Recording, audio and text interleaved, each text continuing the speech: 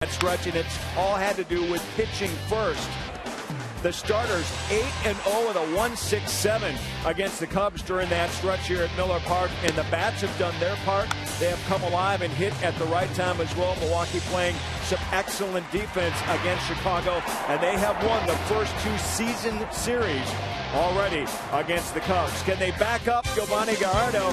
He always had a lot of success against this division rival, including a win earlier this season. Can he make it another tonight? Be in rock, and let us know when we come back to Miller Park.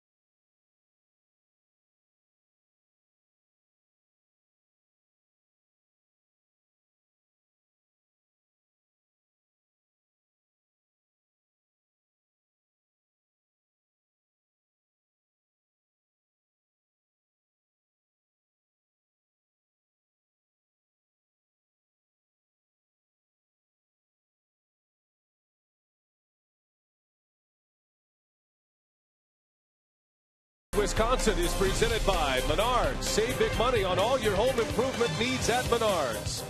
By Miller Lite, because when friends come together, it's not just a good time, it's Miller time. By Toyota. When you choose Toyota, you get a lot for less. Toyota.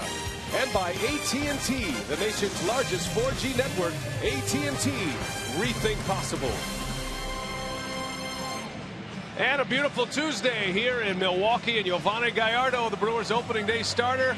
It is his turn, and you see what he has done against the Chicago Cubs. He's been very good throughout his career. He's lost just once against them. Meanwhile, Ryan Dempster, speaking of wins, doesn't have it in his last 18 starts. You got to go back to August 11th of 2011 to find his last victory. Noah Ramos Ramirez in the lineup tonight, but Ryan Braun is back. He's hitting third. Braun missed 2 games. Out with a hip injury, but good news, he's back in Ron Riddick's starting lineup here tonight. Hi, everybody. We welcome you from Miller Park in Milwaukee. Alongside Bill Schroeder, I'm Brian Anderson. Great to have you with us tonight. We've got a beautiful day for baseball here, and it's always fun to get the Cubs and the Brewers together, no matter the standings. But a great pitching matchup tonight. You've got Ryan Dempster, who was the opening day starter for the Cubs, against Giovanni Gallardo. Yeah, and Yo's been throwing the baseball extremely well. His last time out against the Dodgers, 3 runs, 6 innings of work. But he's had a very good month of May coming into June. You can see the numbers, 3-2, a 289 earned run average. He didn't give up more than 3 earned runs in any one of his starts, but throwing the ball with a lot of confidence, keeping it down, the fastball on the corners and the curveball, the strikeout pitch. On the flip side, Ryan Dempster, this is a guy that's got to be starting to get a little bit frustrated. As you mentioned, he hasn't won in 18 starts, but is pitching extremely well, particularly career against the Brewers, 15-6, a 275 earned run average. And you can see the opponent batting average. The Brewers haven't been able to do much against him, but lately, including a start this year where the Brewers beat him 2-1 here at Miller Park. Last 3 starts, 0-3, a 540 earned run average. So the Brewers, although they haven't hit him all that hard, they've been figuring out ways to beat him. Well, he's a tough guy to handle, but he's not getting much run support at all. The Cubs and the Brewers, the I-94 rivalry continues from Miller Park. Stay with us.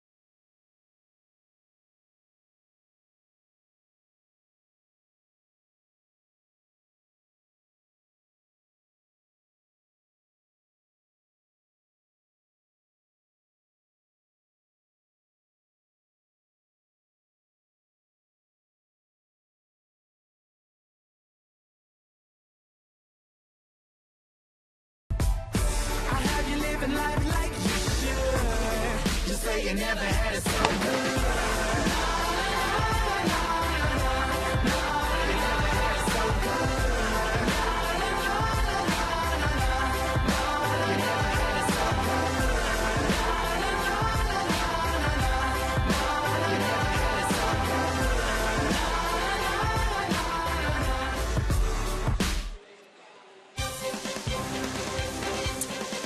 Always great to see Yovani Gallardo on the mound, and it's his turn tonight as he matches up against the Chicago Cubs. Since 2010, nobody's been better in Major League Baseball against the Cubs than Yovani Gallardo. There's Dale Swaim, the former Brewer player, coach, former Brewer manager. He is the skipper of the Chicago Cubs.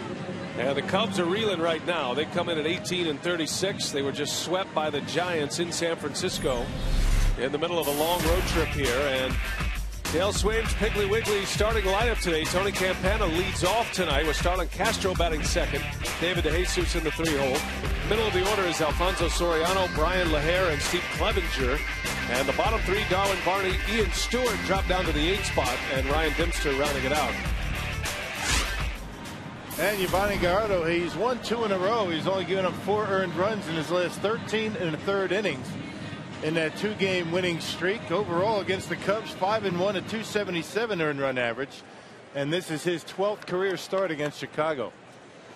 Check the 4-man umpiring crew. Laz Diaz will call the balls and strikes. Mike Everett, Paul Schreiber, and Lance Barron on the bases. First pitch from Gallardo is a strike, and away we go. Right on time here at Miller Park.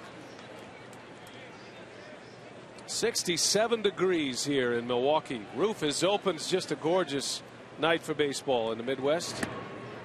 And expecting great weather the rest of the week. The Brewers will continue this homestand with 3 against the Cubs, and then it'll be 3 against San Diego over the weekend. Tony Campana in the leadoff spot tonight for Chicago. One of the fastest players in all of baseball. Del Swaim has had to change up his lineup a little bit. This is an offense, Rock, that is not scoring runs at this point. Cubs have not won a game on the road in 11 straight tries. That has matched a franchise record. A loss tonight. They'll set a franchise record for consecutive road losses. Yeah, they've lost 4 in a row coming in here tonight. They had a 12-game losing streak a couple of weeks ago. Swing and a miss. Campana down on strikes, and a good way to start the night for Giovanni Gallardo. Here are the Brewers defensively with Ryan Braun back in the lineup after 2 games missed. Gomez in center, Aoki in right. An infield of Taylor Green, Cody Ransom, Ricky Weeks, and Corey Hart. Martin Maldonado does the catching. Our Menards Brewers defense.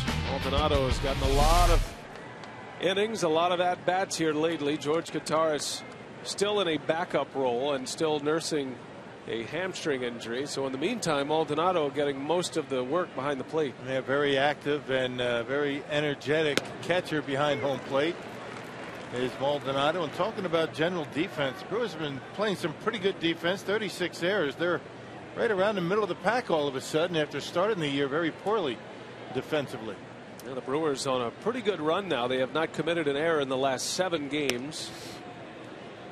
And they've committed just 1 error in the last 13 games. And if this team is going to fight their way back into contention, and they have a long way to go right now, 6 games under 500, they're going to have to do it with pitching and defense.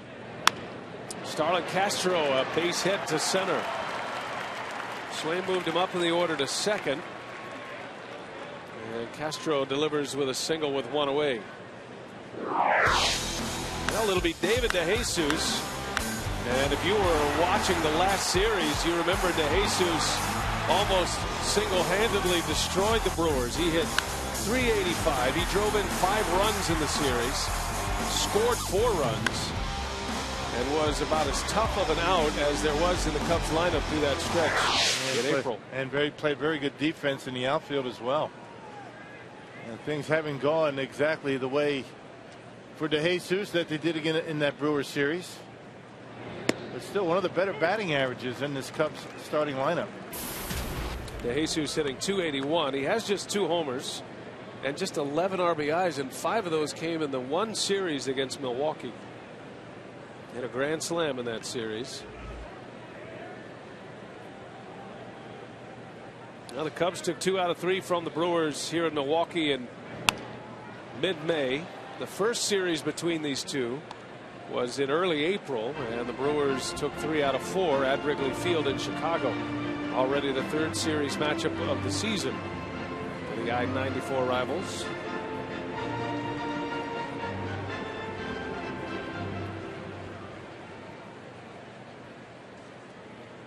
Cubs are on the middle leg of a road trip. They'll finish in Minnesota, a 3-game interleague series at Target Field. Started in San Francisco. 10-game road trip in all, and were swept in a 4-game series against the Giants out west.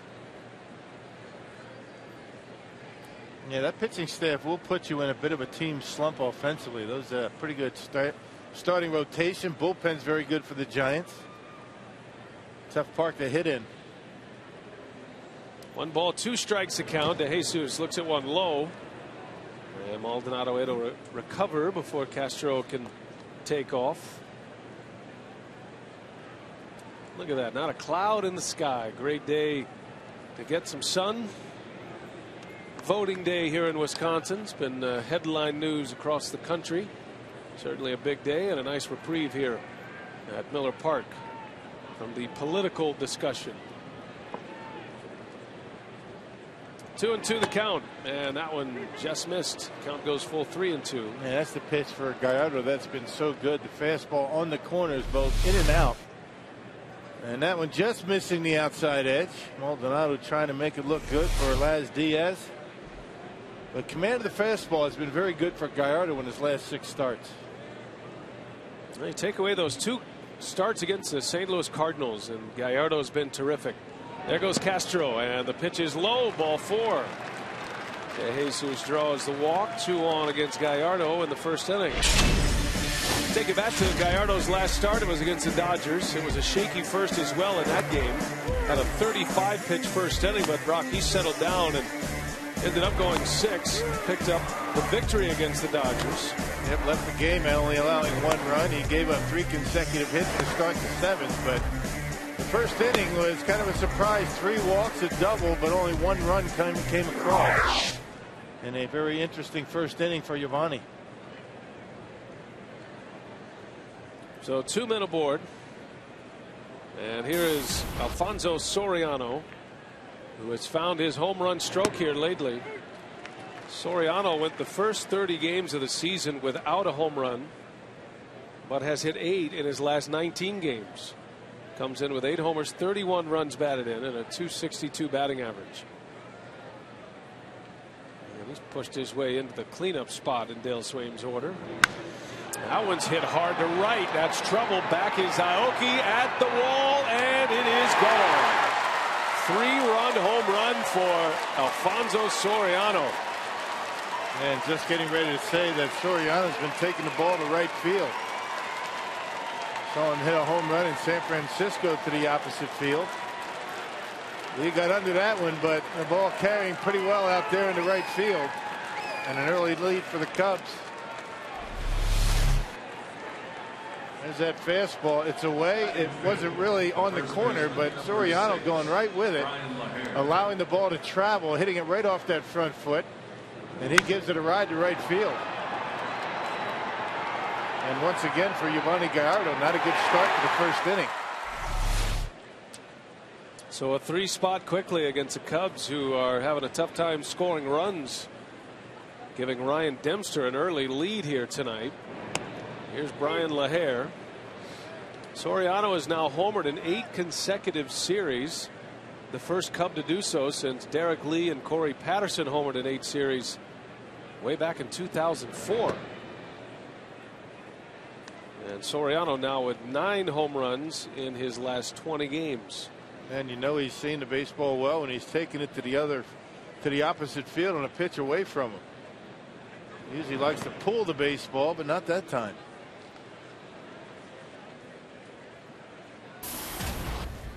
And a 1-out single and then a walk and a 3-run home run. Brian LaHair comes in at .312 for the season. He's been the Cubs' best home run hitter, has 10 home runs this year. That gives you an idea of the lack of hitting, lack of production in front of him. LaHair has just 21, maybe 22 runs batted in with those 10 homers. A lot of solo shots in there. That one's hit hard to center. Another base hit. Gallardo not looking good here in the first inning. 3 hits already, still just 1 out. Yep, command of the fastball an issue for him. That 3-1 fastball down the middle of the plate. Not a bad pitch. You know, it had the plate, but it was down. LaHair goes down and gets it and hits it hard into center field.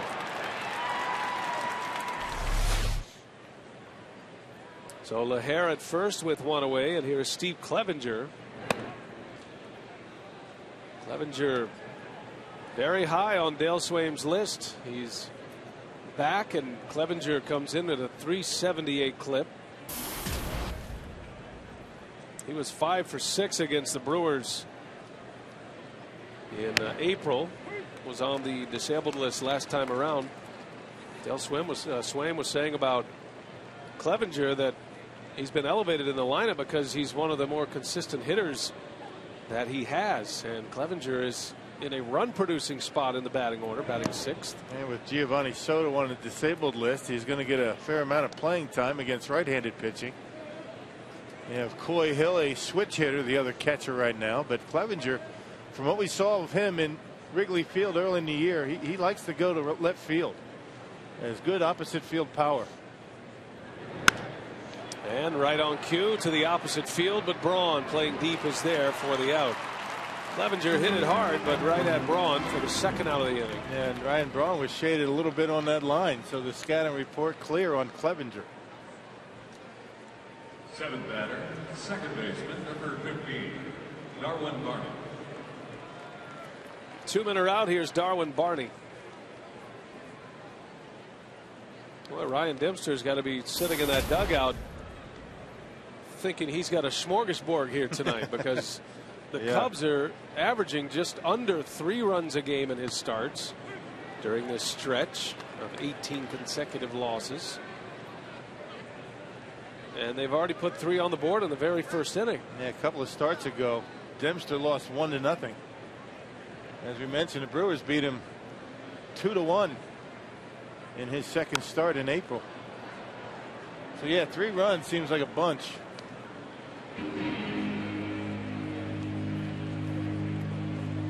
There's Ryan Dempster. 0-3 with a 2.90 ERA. Have to put him in the best winless pitcher in baseball. That's never a category you want to be in, though. All right, bad luck. 0-2 the count on Barney. And that one's in there for a called strike 3. Inning is over, but Alfonso Soriano does big damage in the first. Gallardo surrendering a 3-run homer. Brewers coming to bat for the first time.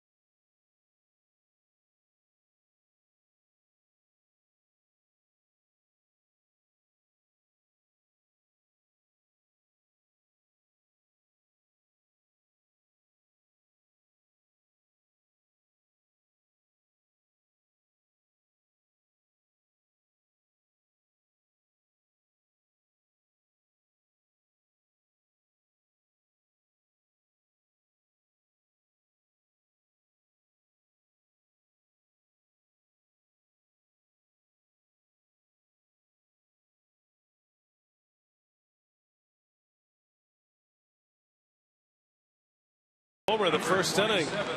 And a rough start for Gallardo and the Brewers. Ron Renicky still waiting for this team to get going. A 4-game winning streak in Los Angeles. They added 5 in a row here at Miller Park. See the Piggly Wiggly batting order with Carlos Gomez in the leadoff spot. His 3rd trip in the leadoff spot so far this year. Aoki and Braun join him at the top.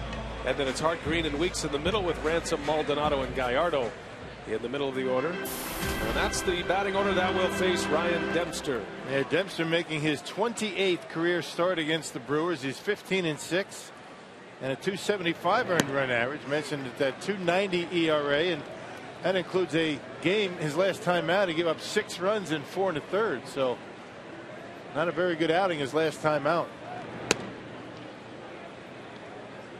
And for Dempster, that last start at home against San Diego. His road starts this year have been at Miami, at Cincinnati. He's pitched in St. Louis and Pittsburgh as Gomez fouls it back. Defensively behind the Cubs.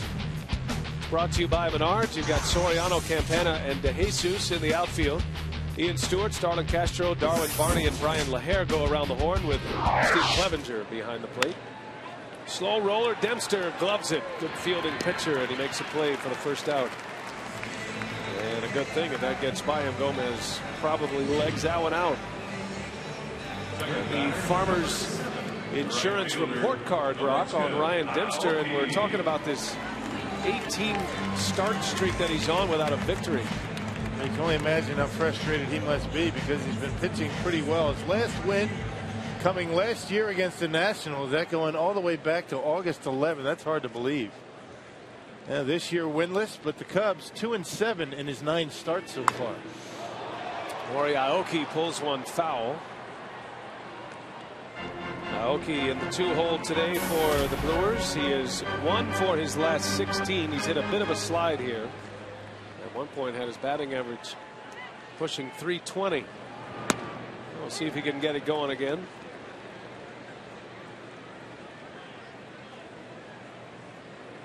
Nori Aoki does have a homer, 7 RBIs. That home run was an inside the park home run here at Miller Park. Slaps that one foul in the seats the other way. Now the Brewers a day off yesterday, coming off a tough series loss against the Pirates over the weekend, dropping the final 2 games in that series. Milwaukee had put together their best winning streak of the season, winning 5 in a row. Here's Castro, and he takes care of Aoki for the second out. Well, good to see Ryan Braun back in the starting lineup. Brewers losing twice without him. He missed Saturday and Sunday, and it was on a stolen base attempt for Braun, jamming his ankle.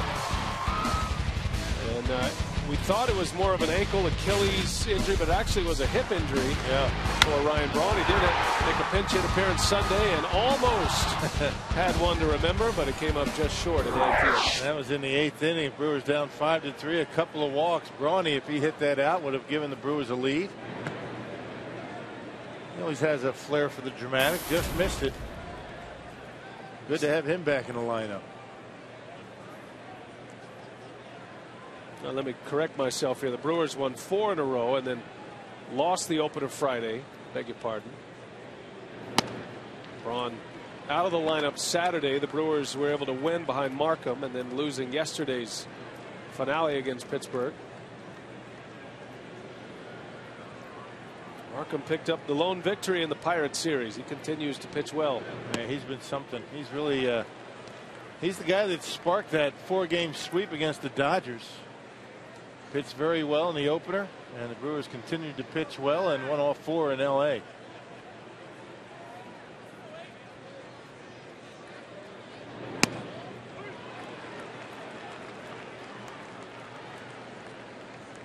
Now the Brewers were down 4 when Braun stole that base, and wondering about his aggressiveness. Ron Renicky said you can't turn him back. You want guys to be aggressive, and Braun felt like he could make it. It just, when he hit the bag, he hit it awkwardly.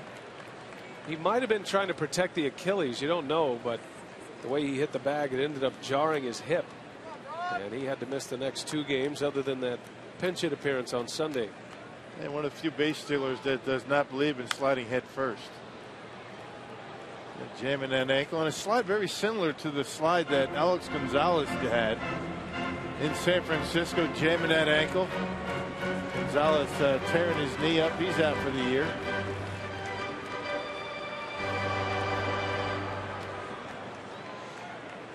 Ryan Braun, first rounder back in 2005.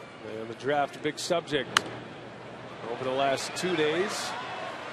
Major League Baseball draft opening up yesterday. The Brewers made a whole bunch of picks today. Made 14 selections today, day 2 of the draft. We're going to have a full draft summary tomorrow. Bruce Side, the director of amateur scouting, he's the one who puts the boards together and makes the recommendations. Braun strikes out. Dempster punches him out, and a 3-up, 3-down inning for Ryan Dempster.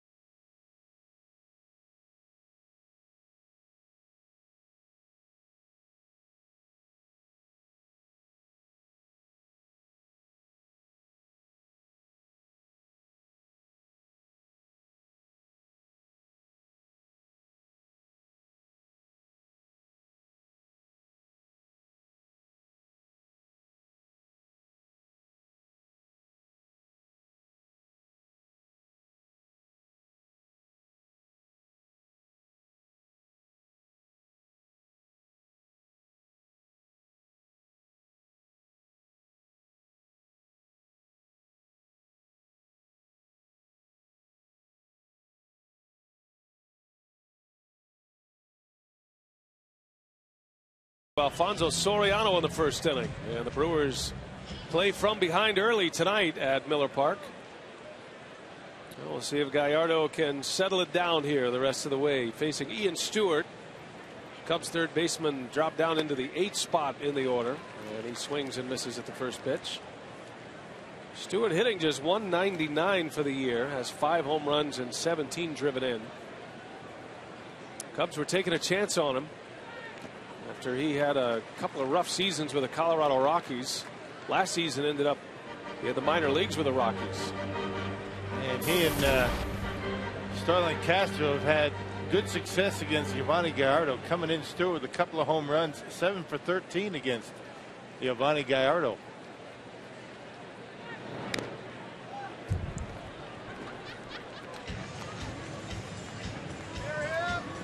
Well, Dale Swain was talking about the Cubs batting order today before the game and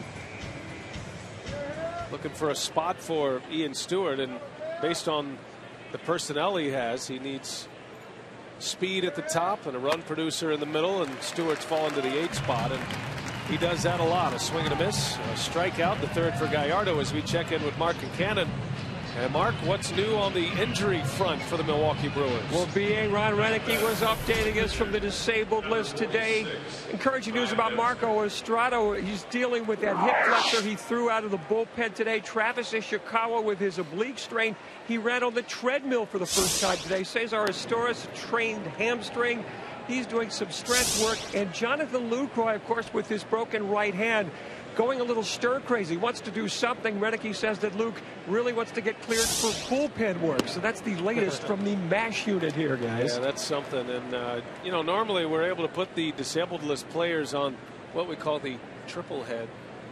But it takes the 7-head graphic to get them all in for the Brewers. And that doesn't even include Aramis Ramirez, who is not on the disabled list. The Brewers are hoping to get him back within the next couple of days, but Renicky wanting to be very cautious and patient with Aramis Ramirez so you don't rush him back and be subject to a re-injury with that quad strain. Yeah, because sometimes you re-injure it, it gets worse. Carlos Gomez, he's back, but he's really not 100% either. The 4th strikeout for Giovanni Gallardo. Yeah, Jonathan Lucroy, remember last spring training, not this year, last year, he broke that little finger, and he spent a lot of time down in that bullpen in spring training just to keep the legs strong and do something anyway. So Luke doesn't like sitting around too much. He's one of those guys that has to be doing something. And he always has the personality where he wants to work on something, whether it's, you know, framing pitches, the way he's receiving the ball, or maybe he can add a tip here or there to the starting pitchers that he's grown so accustomed to about a particular pitch. Yep, he's got a little pin in that hand, that throwing hand that he broke, and they're still expecting about 6 weeks that he should be ready to go. A half swing by Campana, and it's 0-2 on the speedy leadoff hitter for the Cubs.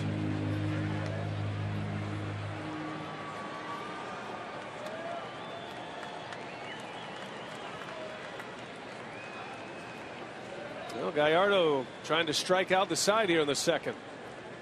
Yeah, the 0-2 missed with a fastball. Well, we talked about it on our Brewers Live pregame show today. With injury comes opportunity, and the Brewers are getting a look at some young players right now. There's a swing and a miss. Maldonado blocks it. Throw to first to secure it. And Gallardo comes back with a bang after a 3-run first. Corey Hart, he'll lead off, and we come back. Brewers down 3-0.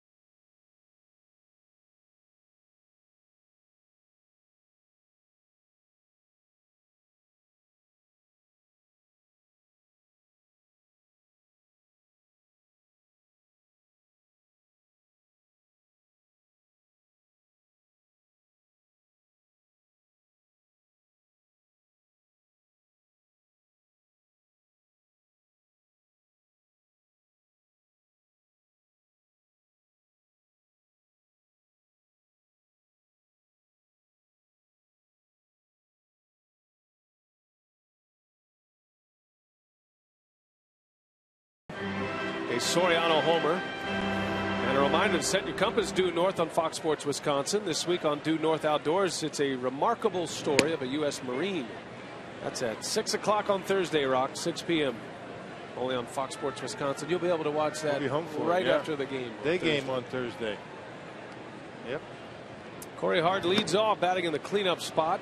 He is one of the rare breed of baseball player that is as comfortable hitting leadoff as he is cleanup.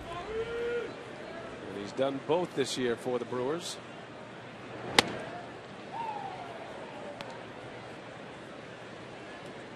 I think once Aramis Ramirez returns to the batting order, Hart will be put back in the leadoff spot. Corey comes in hitting .252 with 11 home runs. Has 24 driven in. Yeah, Corey, one of those guys, as you mentioned. I mean, you throw him at first base, put him in right field. It really doesn't matter to him. And just about anywhere up and down that batting order. Broke his bat. Bouncing ball to Castro. And there's the out. One gone for Ryan Dempster. Check our Carsoup.com email the booth question tonight. Ken is asking, where do minor league players live when they get called up to the big leagues? I was just asking Mike Fires that question the other day. Staying in a hotel. Right, yeah. I mean, guys aren't sure how long they're going to be around. And sometimes, you have a player that, may be out for the year or got sent down that had an apartment. Maybe you can fill up those spots. But not easy, living out of a suitcase, even at home. I guess the natural progression is, you stay in the hotel. If it looks like you're going to stay for a little bit, then you might find an extended stay. And then if you really have success and it looks like you might stay for the year, then you go ahead and pony up for the apartment. Yeah, back in the old days when the minimum wasn't like $500 grand, we used to stay in our cars. Find somebody to hang out with, somebody's garage. Got a buddy in town, sleep on his couch. Taylor Green hits one sharply to short, but Castro gobbles it up for the second out of the inning.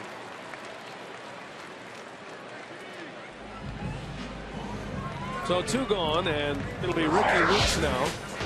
Well, Ricky's starting to turn the corner a little bit, and the Brewers are going to need him. He's 5 for his last 12 and has 3 runs scored in that stretch. He does have 2 runs batted in as well. Man, look at the video. Everything to right field. That's a good sign. Up the middle to the opposite field for Ricky. That means he's seeing the baseball better, waiting on it, and driving the baseball in that direction. And anytime you see that, you show the opposition you're going to go the other way. You get some pitches to pull, and you get your home runs.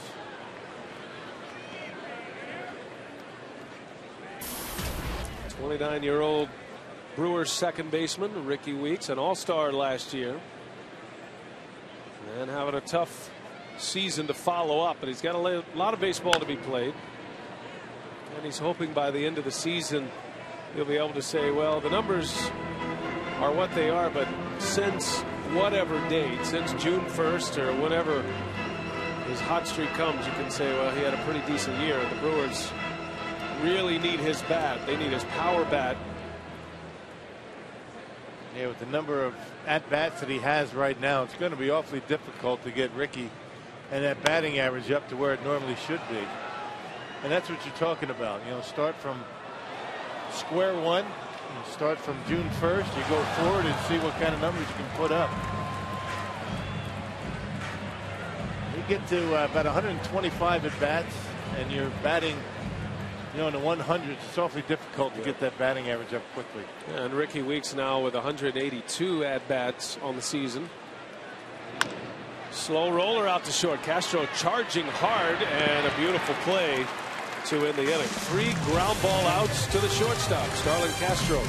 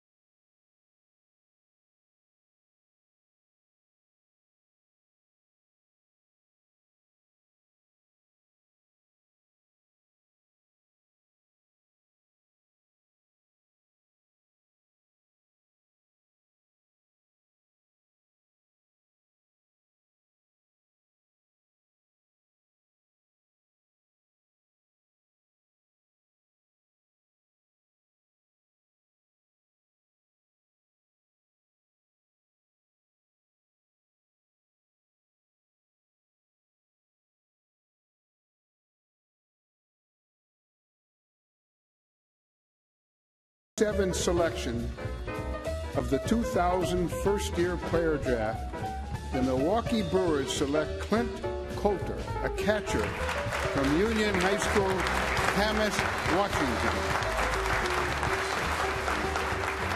And that was the scene last night at the MLB Network studios. And good to see Clint Coulter in a Milwaukee Brewers uniform. He's ready to get his pro career started. Still have to negotiate a contract, but he was the Brewers' first pick. And as Commissioner Seelig said, it came 27th overall. And the Brewers actually had the very next pick as well at 27 and 28. And they took Victor Roach, an outfielder out of Georgia Southern. So the Brewers drafting a catcher.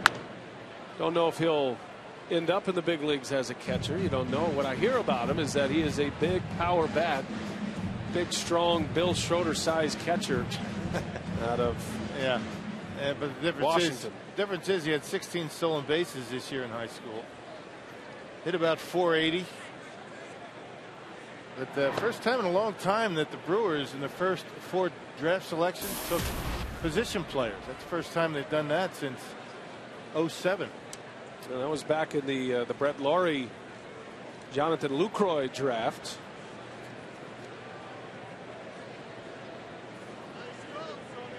Check that the Matt Laporta draft. Jonathan Lucroy and Eric Ferris, Caleb Gendel, some familiar names from that 07 draft.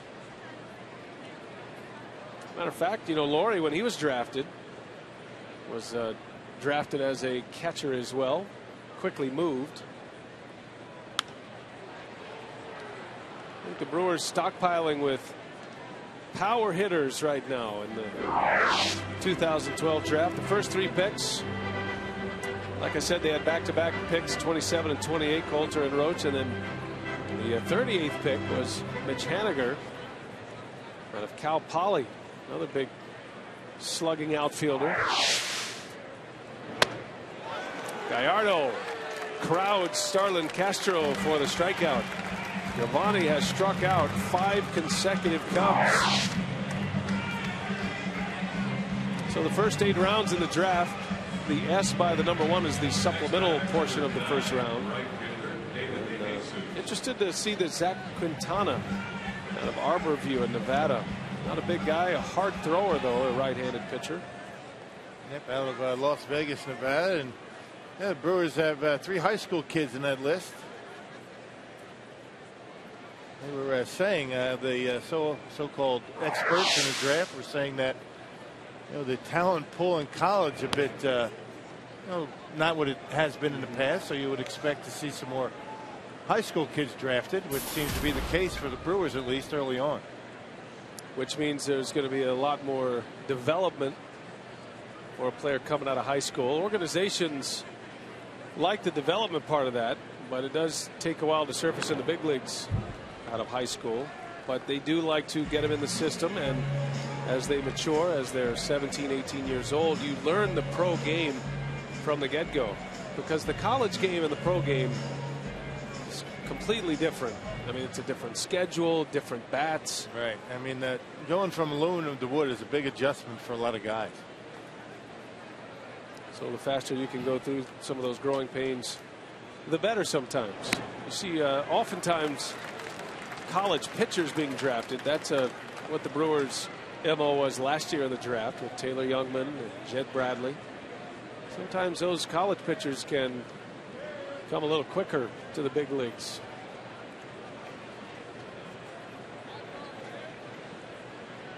Ball and 2 strikes on DeJesus. Gallardo trying to strike out number 7 for the game. And it would be 6 in a row if he can punch out DeJesus. Yeah, since that home run by Soriano, he's had very good command of his fastball. He's been trying to get that curveball, you know, down in the strike zone to get the strikeouts, but the Cubs have been laying off.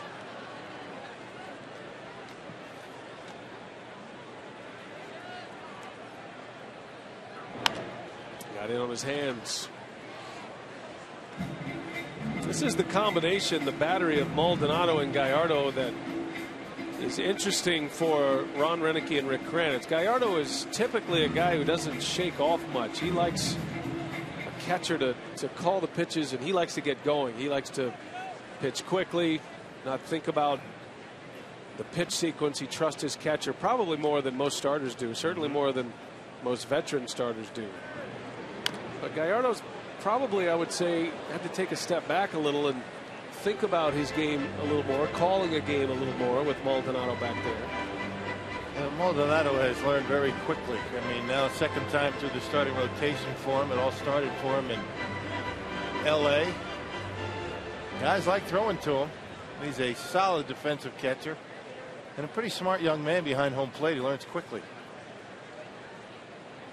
2-2 to DeJesus. On the ground to Cody Ransom, and DeJesus is retired. That breaks the strikeout run for Gallardo. Going to let somebody else play for a little bit now. 2 outs. Shortstops for both teams have been pretty busy tonight. That's the first for Cody Ransom, but Sterling Castro's had 4 ground balls already.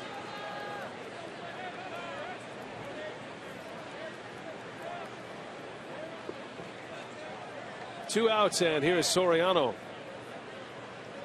And one swing of the bat producing all 3 runs in this game. 3-run homer in the first.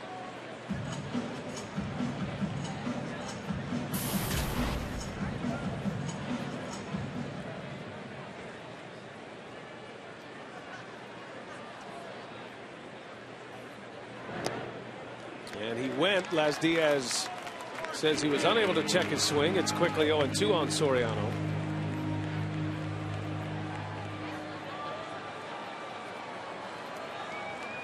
Cubs have made no secret of the fact that they are open for some trade discussion.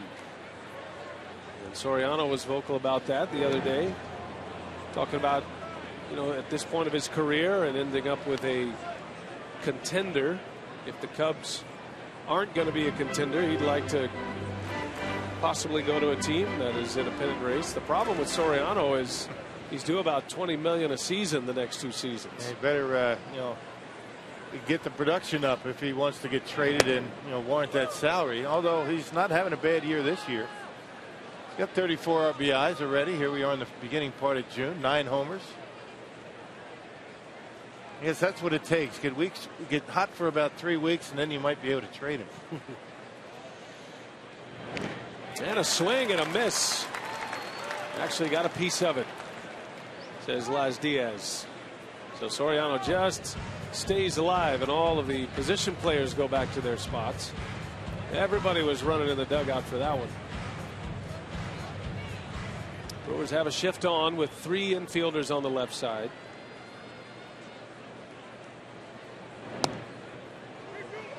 And the count full now, 3-2. Well, Giovanni has thrown everything at Soriano except for a fastball in. Let's see if he tries it.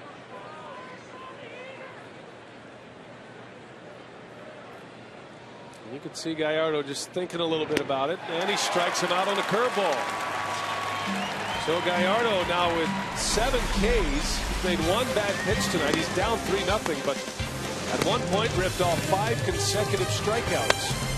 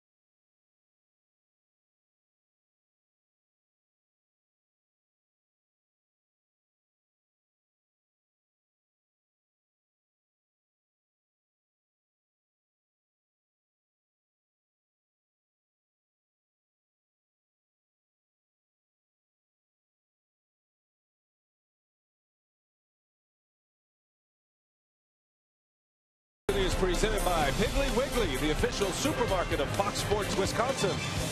By Ho Chunk Gaming Wisconsin, your ticket to more. And by Marshfield Clinic. Don't just live, shine. Miller Park on a Tuesday night, and it's 3-0 Cubs as we head to the bottom of the third inning. Ryan Dempster back on the mound, and he'll have the bottom of the order to face. Dempster has retired the first 6. Was given a 3-run lead in the first inning to work with, facing Cody Ransom for the first time. It's only the second career at bat for Ransom against Dempster in his career. A couple of guys that have been around a while, but haven't faced each other all that often. Ransom batting .228, has 4 home runs and 18 runs driven in. Most of the production numbers for Cody Ransom coming as an Arizona Diamondback. All of the home runs and all but 5 of the RBIs.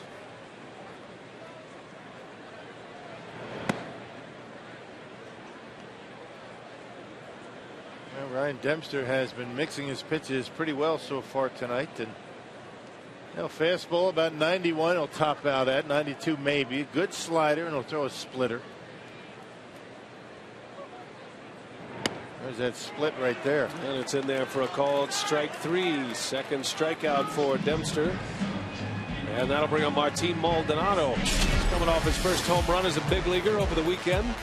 Maldonado has been a nice surprise for the Brewers defensively, filling in a tough spot vacated by Jonathan Lucroy, and big shoes to fill.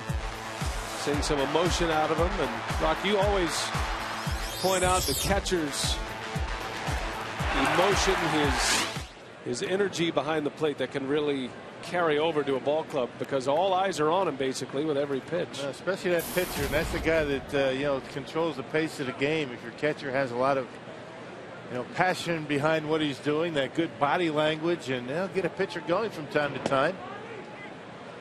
But he is a solid defensive catcher, and every now and again he'll run into one, give you a home run like he did against the Pirates. That's something that's not talked about very often, but certainly worth coaching. And if you're a little league coach or a little league player, amateur player or coach, body language, energy, how you take the field, how you carry yourself on the field, it does have a major effect. You might not know the difference individually, but it does resonate with your teammates. And you'd be surprised at how the success can turn around. I mean, you have to have talent, but if you carry yourself the right way on the field, that's why you always like to see players hit the field running. There's no walking in baseball, they say. Everybody has to nice brisk pace on and off the field. And for a catcher, it could be even how you throw the signs down, how you give a target. You have energy doing those two things. That'll get a pitcher going, snap him out of a funk. Every now and again, not always, but it can't hurt, can it? Yep. I'm a big believer in that, and I think you can also send a message to your opponent that way. As Maldonado sends one high and deep, is it fair or foul? That is a foul ball. Unlike this one against the Pirates, Maldonado with his Powerball home run #1 of the season on Sunday. And Ryan Braun still tops the list on the Powerball home run leaderboard for the team with 14. He's second in the league behind Carlos Beltran. Full count to Maldonado. Got in on his hands, a pop up in the left, or rather to the left side. The shortstop Castro is there. And it is out #2. And Sunday against the Padres, all fans in attendance get a Niger Morgan bobblehead courtesy of the Wisconsin Milk Marketing Board. Call 414-902-4000 or visit Brewers.com for tickets. You see energy in the promo. I mean, that'll wake people up. The Niger Morgan bobblehead. I mean, speaking of energy, does anybody have more than he? I don't think so. No. I don't know if you were asking or if that was a rhetorical question. Sometimes I get nervous when you ask questions like that. He's always on the move, Niger Morgan. And I do appreciate the way you read that promo. Yeah, I tried. We were talking about energy and good body language. I'm sitting up on the edge of my seat. And given that promo, it's due. You don't want to be slouched over. Give the appearance you don't care. It's not the case. Made good eye contact with that index card. Very confidently and firmly handed it back to Renee, our stage manager. Right. See? Everybody in the booth's better because of it. Thanks, Rock. Gallardo goes right off the end of the bat. It's got some spin on it, and it's foul.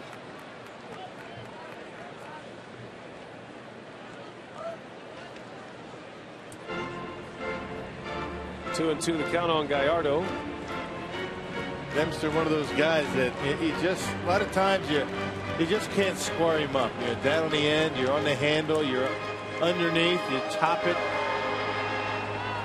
Three very good pitches that so far this year he's been able to command very well.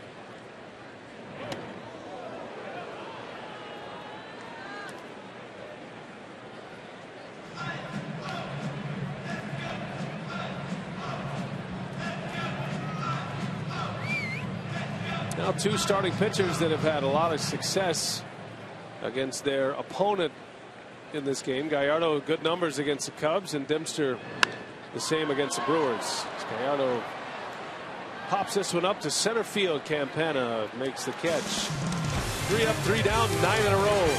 Retired by the energetic Brian Dempster.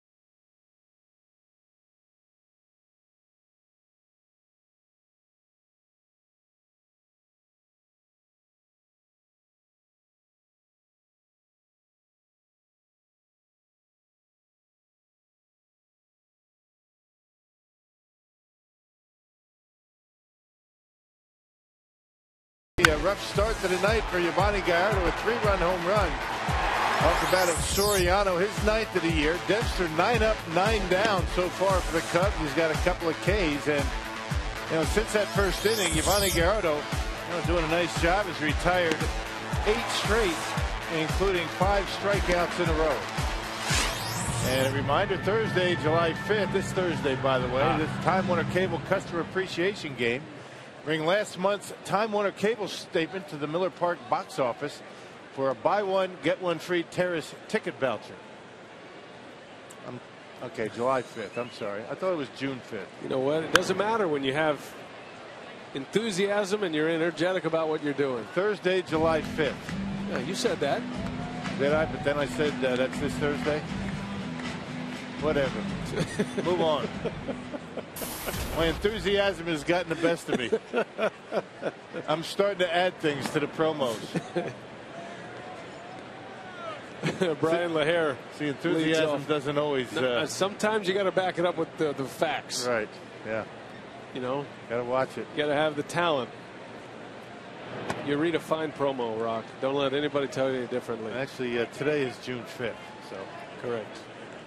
Thursday, there will be a game here at Miller Park, and that'll be June 7th. And that's a day game. Final game of the series against the Cubs. So I guess bottom line, don't bring your billing statement on Thursday. It will do you no good.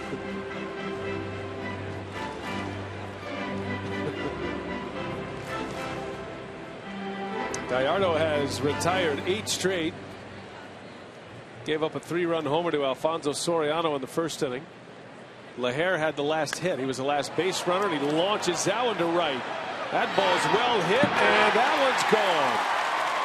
Brian LaHair makes it 4-0 Cubs on his 11th home run of the season, and he's 2 for 2 against Gallardo today.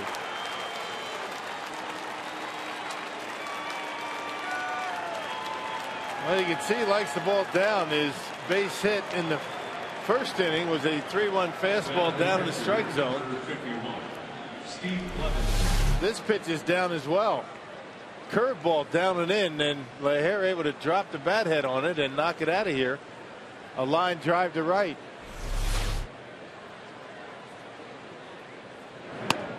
So the Cubs lead 4-0 on their 4th hit of the game. And here is Steve Clevenger.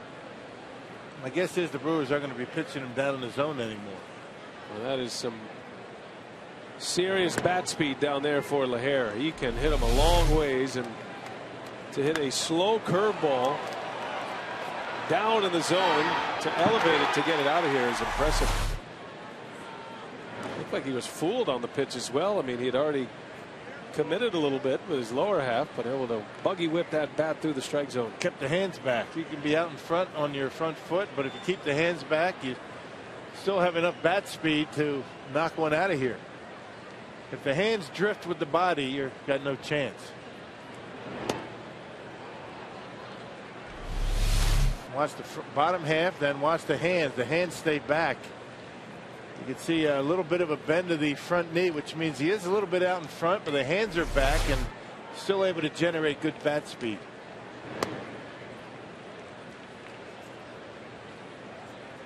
And a big smile for Brian LaHair.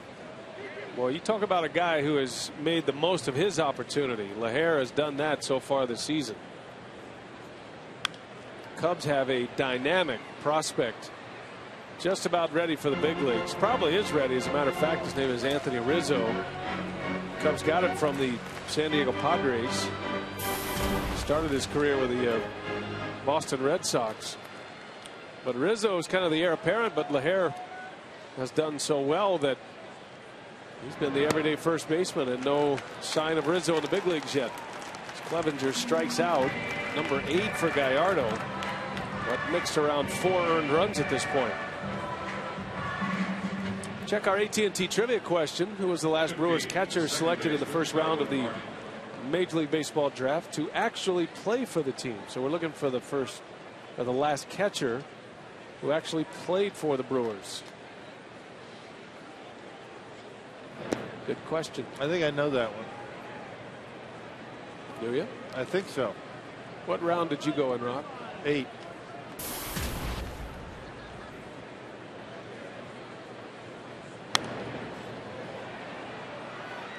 Eighth round. Now, where did you receive your draft phone call? I mean, were you waiting? Did you have a big entourage, television cameras? That's funny. That's good. I was in the backyard in West Windsor, New Jersey, cutting the grass with scissors. Mom said I had a phone call. That must have been the best phone call of your life. Yeah. You only get one opportunity to get drafted the first time, right? Yeah. I mean, it is a big deal for every kid. I'm still eligible, actually. Yeah. I haven't gotten that call yet. Did you? How long from the time you got the phone call till you played in your, till you finished cutting the grass, and then until you played in your first game, professional game? Yeah, in the Pioneer League, I went to Butte, Montana. So you go from the Northeast in New Jersey to Butte, Montana. It took about 10 days, I think it was. Yeah. And spent a partial season in Butte. And for me, in my opinion, after playing 3 years at Clemson. As Gallardo strikes out Darwin Barney.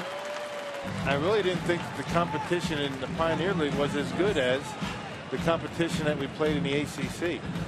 And the transition, for me at least, wasn't that big of a deal between aluminum bats and wooden bats. I really didn't find that to be that big of a transition. Some do. Some do. I think the bats were a little different for you than they. Well, the bats in the college game now have been. The heat's been taken out of them a little over the last few years. Well, I don't think they were the kind of the bats you were using. Right. They were more the stovepipe bats. I mean, they were a lot heavier. Right. These bats, these aluminum bats now that they use in college are very light, which I think helped in that transition. I remember those green Eastons. The work bats, they're almost like fence posts. I mean, they were heavy, and the swing weight was very similar to that of a wooden bat. Not anymore. A lazy fly ball out to left field. Braun is there, and the inning is over. But the Cubs add to their lead on a Brian LaHare homer.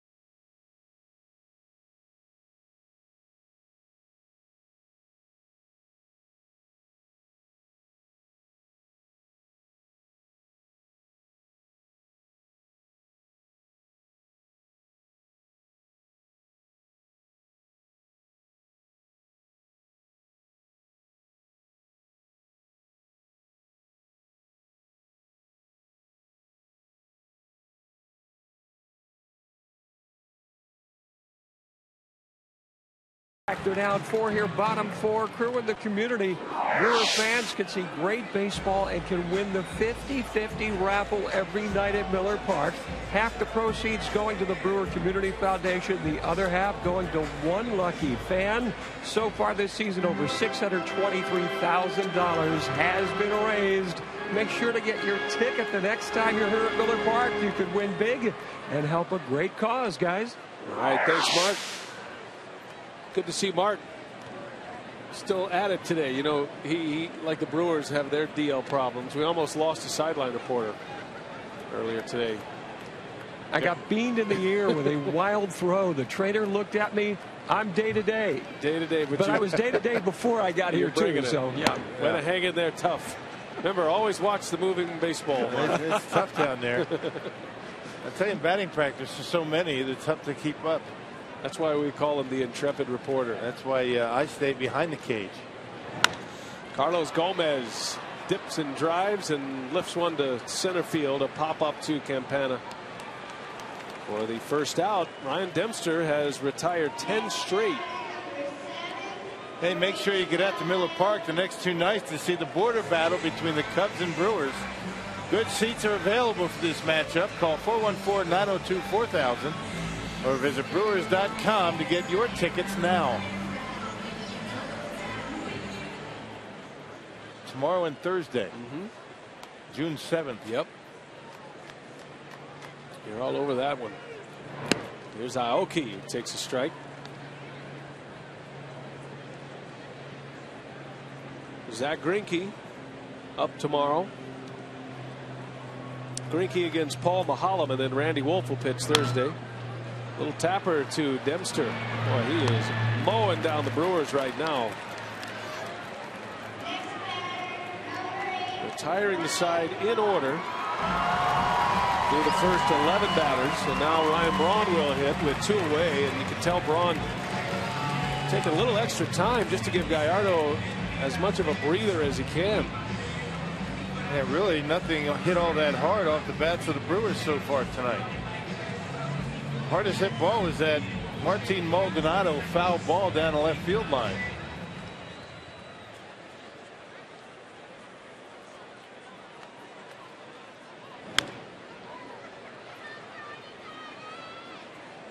Now the early returns for the All-Star voting were distributed today by Major League Baseball. First voting results released today, and Ryan Braun was third among National League outfielders behind Matt Kemp and Carlos Beltran. Matt Kemp is the highest vote getter in the National League with nearly 2 million votes. Yeah, he might not be able to play in the All-Star game. They're talking about the Matt Kemp around the All-Star break. He's coming back. Matt Kemp on the disabled list for the 2nd time with a hamstring injury. Hurt in the game against Milwaukee last week. On the day after he returned from the DL, as Braun lifts that one high.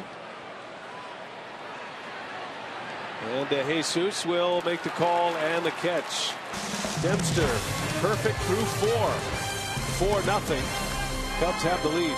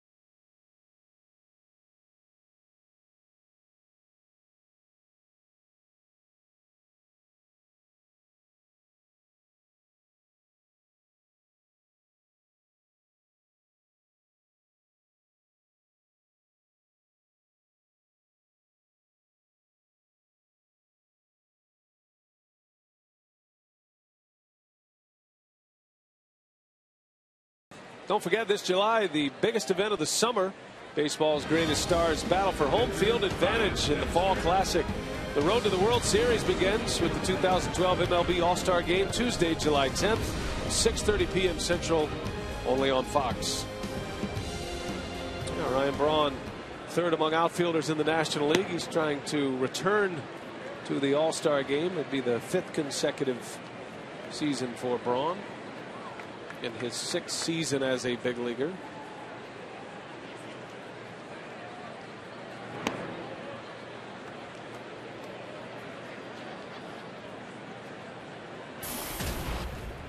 Ryan Dempster leading off. Gallardo has 9 strikeouts tonight.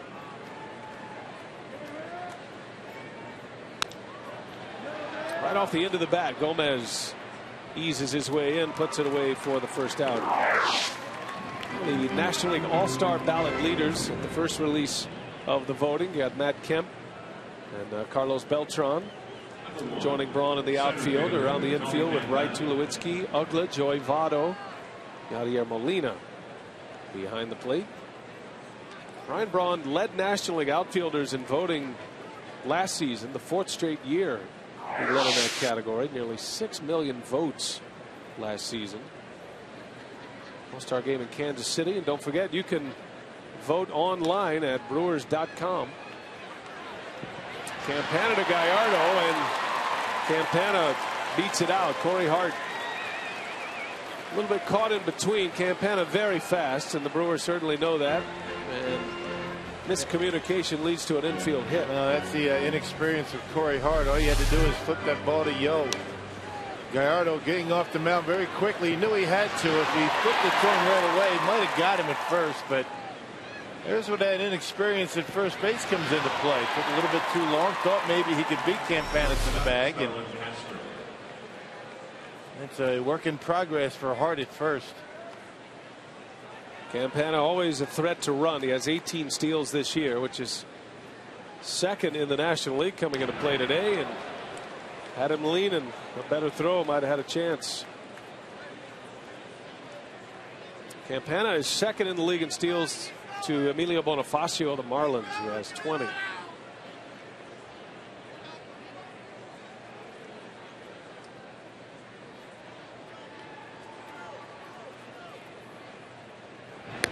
This will be a fun matchup. Maldonado, who throws extremely well and one of the fastest or one of the best base stealers in the National League, in Campana. This will be a fun matchup to watch.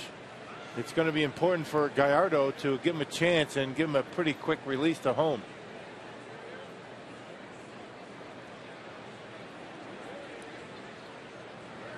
These are the kind of matchups that excite you when you're a catcher behind home plate. You know he's going to take off. It's just a matter of when. And you know Maldonado is just dying to throw him out. Campana's only been caught 3 times.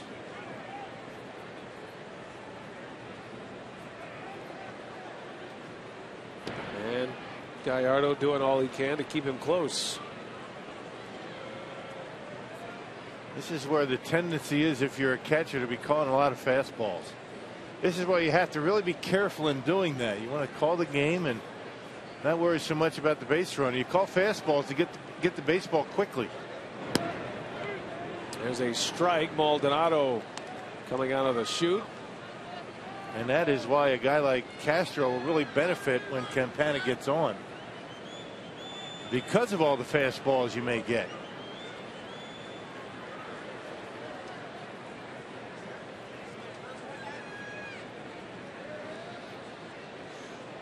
He started then stopped, and now it's 1-2. It's got to be distracting to the hitter, jumping around like that all the time and starting and then stopping. I figure Campana will take over the league lead in stolen bases. Emilio Bonifacio is on the disabled list, and he might miss a month to 6 weeks. He had thumb surgery on Friday for the Marlins, but he still leads the league with 20. Campana is gaining on him.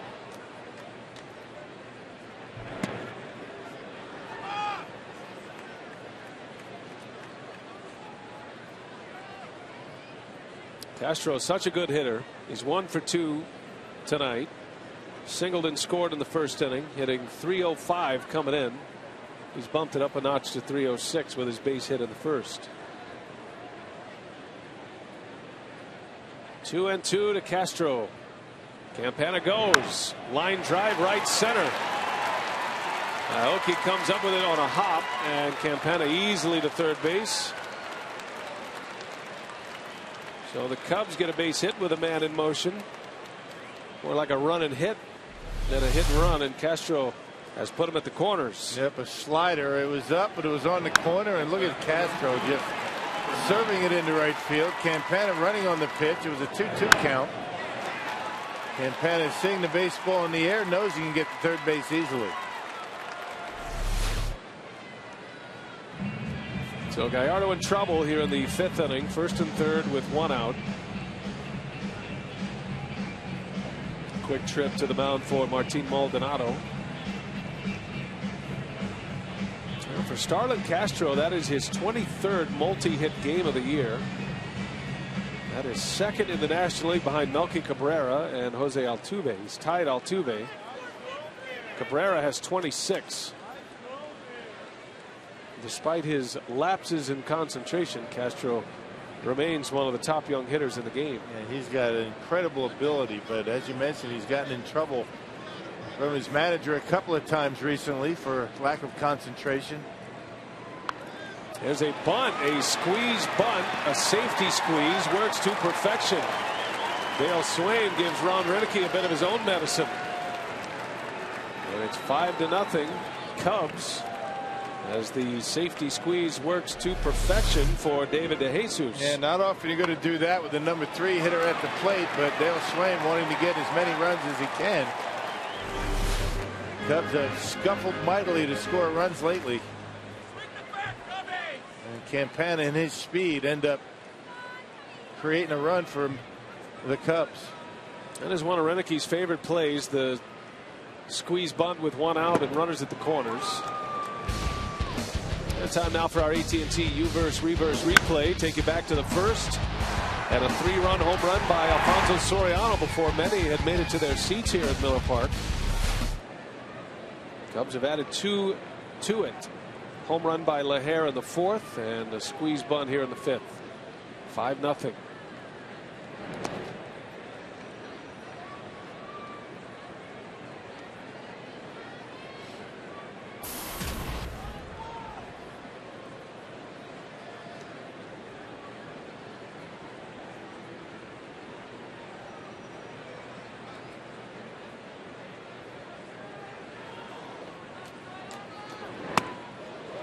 Got a fastball by him.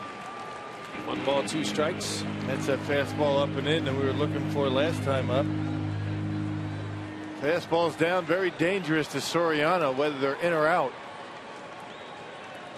It's got to be frustrating for Gallardo. He's given up 5 earned runs in this game. He doesn't appear to have the stuff that would render 5 earned runs. I mean, he's shown a good fastball in this game. He's had a good curveball, but he's made a few mistakes, and the Cubs have made him pay for it. Yep. That's the home run ball that's hurting. Ordinarily not a big problem for Gallardo. Gallardo has 9 strikeouts with just 1 walk. There's a swing and a miss. Give him 10 now. The inning is over, but the Cubs add to their lead. A run in on a squeeze bunt by DeJesus. Gallardo's racked up 10 Ks, but he's behind 5-zip.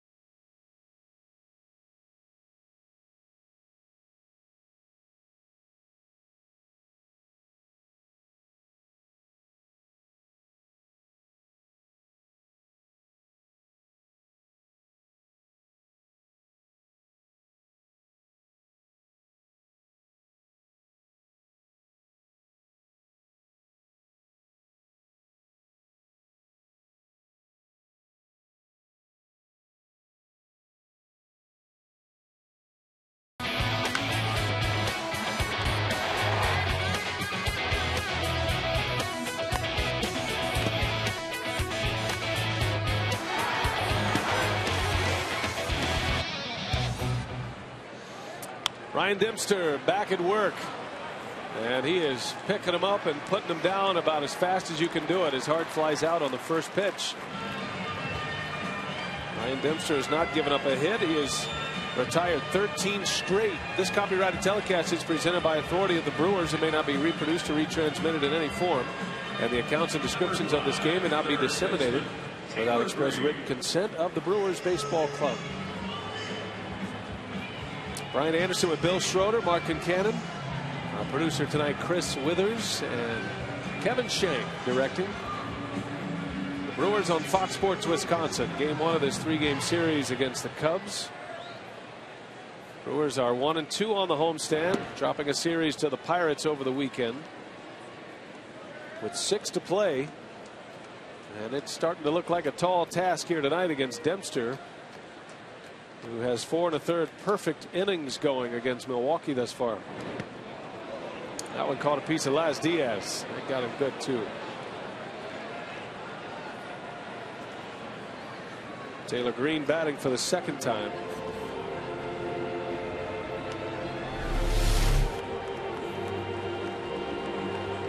And not even close, and getting Las Diaz right on the end of the knee. Those hurt. Bingo. There's the space between the shin guards right there. A lot of times it hits right on that kneecap and feels like it gets shot.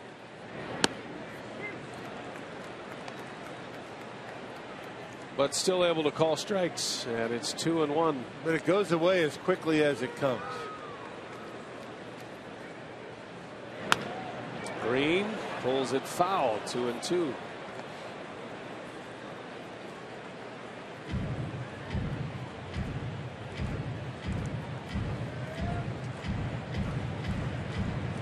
So far tonight, Dempster with 2 strikeouts. Most of the outs are on the ground. His shortstop Starlin Castro has been busy tonight. 2-2 pitch, and Green a little tapper. Dempster casually sidearms it over to first. 2 outs in the 5th. Yeah, tonight's title of the game winner was Twin Bay Resort in Tomahawk. If they call the Brewers in the next 24 hours, they get 40 Miller Lite beer pen tickets to a Brewers home game. This offer courtesy of the Tavern League of Wisconsin and Miller Lite.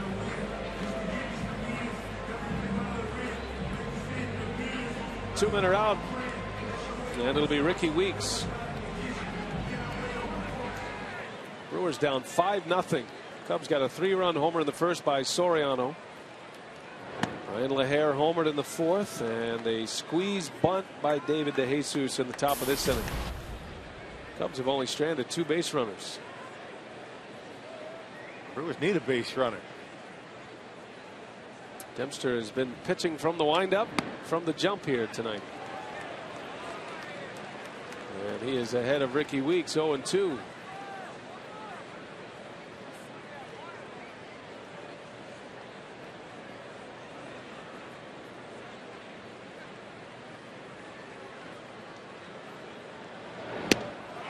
Dempster strikes him out.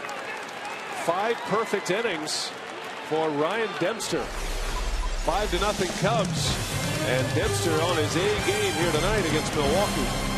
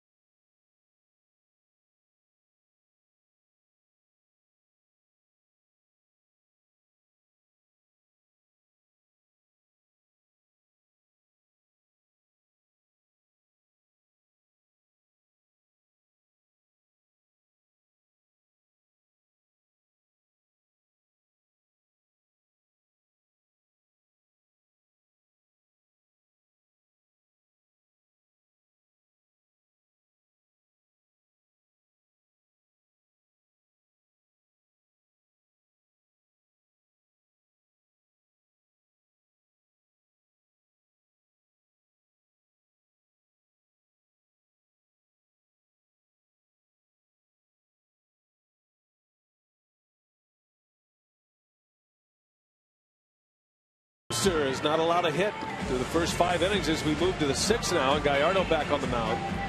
Well, the Packers continued organized team activities today, OTAs, and Paul Limmick was in the locker room in Green Bay. You can read his coverage at foxsportswisconsin.com. Organized team activities. Here we go to the 6th inning. And Brian LaHare will lead off. He homered his last time up. First home run for LaHare since May 15th. He hit his 11th of the season in the 4th inning. Got 2 hits tonight against Gallardo. That curveball down and in, and LaHare, even though he's out on his front foot, able to buggy whip that curveball into the Cubs bullpen. Very strong, Brian LaHare. Buggy whip, that's a Jim Gantner term. It's always funnier when he says it, though. Yeah. LaHare, the Cubs leader in home runs. That one missed inside. Saw Jim Gantner today, Gumby, as he's so affectionately known. He was in uniform. Usually here for home games.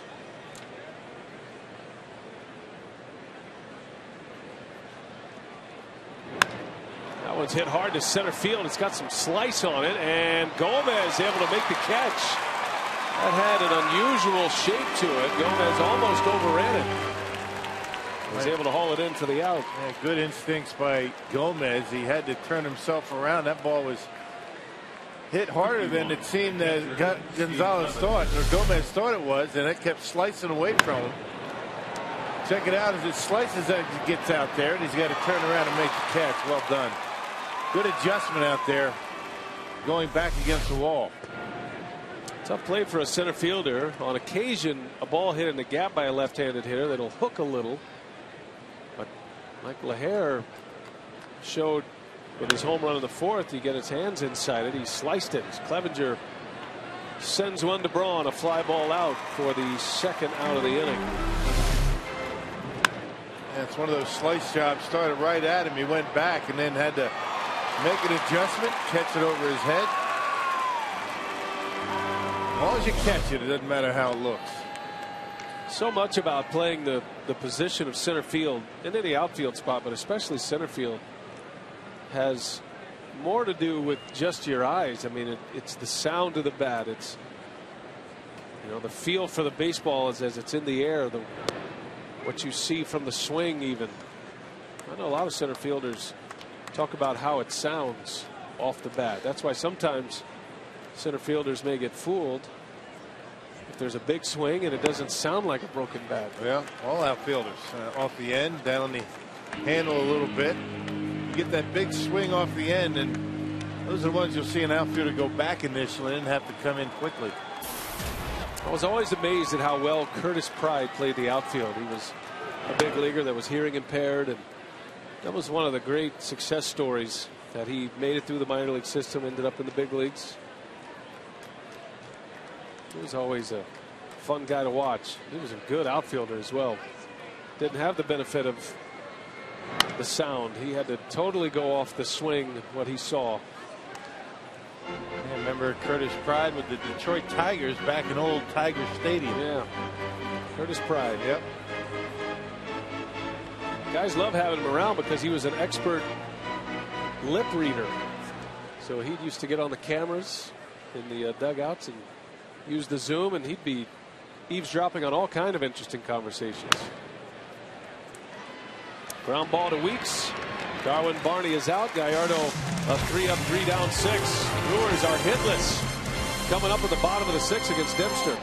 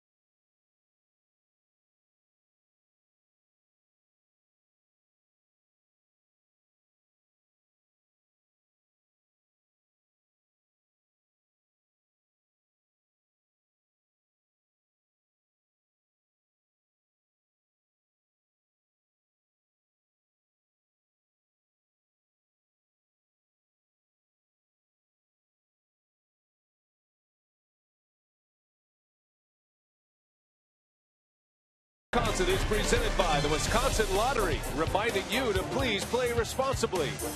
And by the new Miller Lite Punch Top Can. It's Miller time. And it's time now to take a look at our Jimmy John's high-speed delivery. The two starters tonight. Ryan Dempster at 92 miles an hour with a fastball. Gallardo topping out at 94. Gallardo's given up 5 runs on 6 hits. Dempster has a perfect game going through the first 5 innings. He has retired the Brewers in order. Sitting on 3 Ks through his 5 innings, facing Cody Ransom to start it. And again, not only does he have a perfect game, but the Brewers have not hit the ball hard once. He has been that good so far tonight.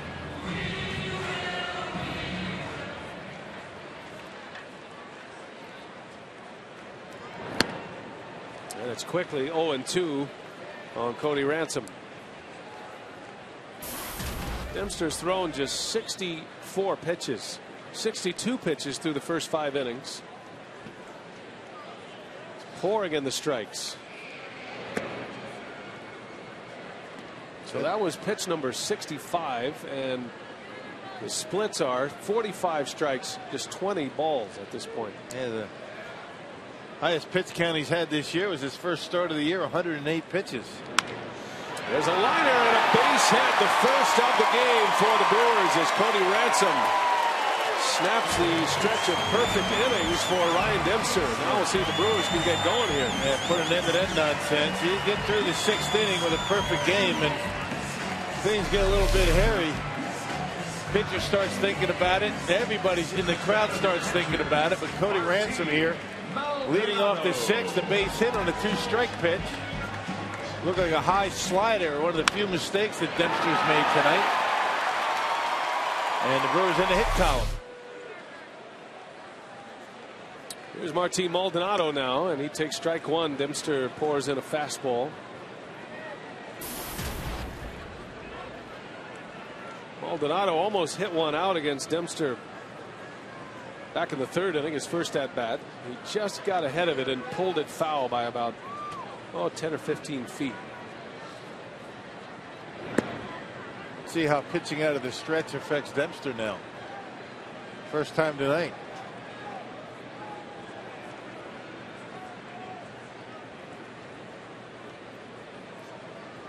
Dempster facing Maldonado just the 2nd time. And it's a ball and 2 strikes.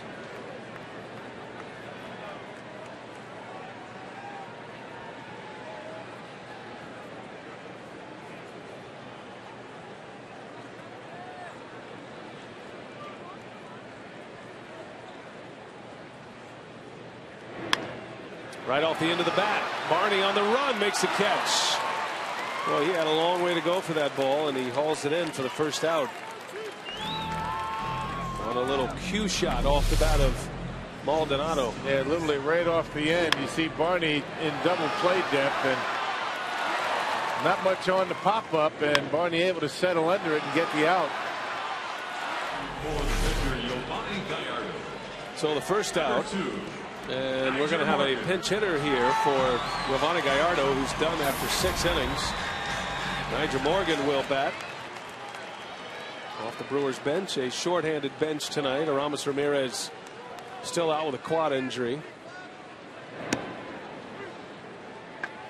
Nigel Morgan has never had a hit against Ryan Dempster.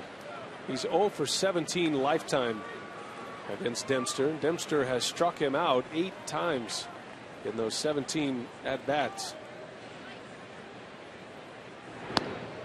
But lately, Nigel Morgan has found his home run stroke.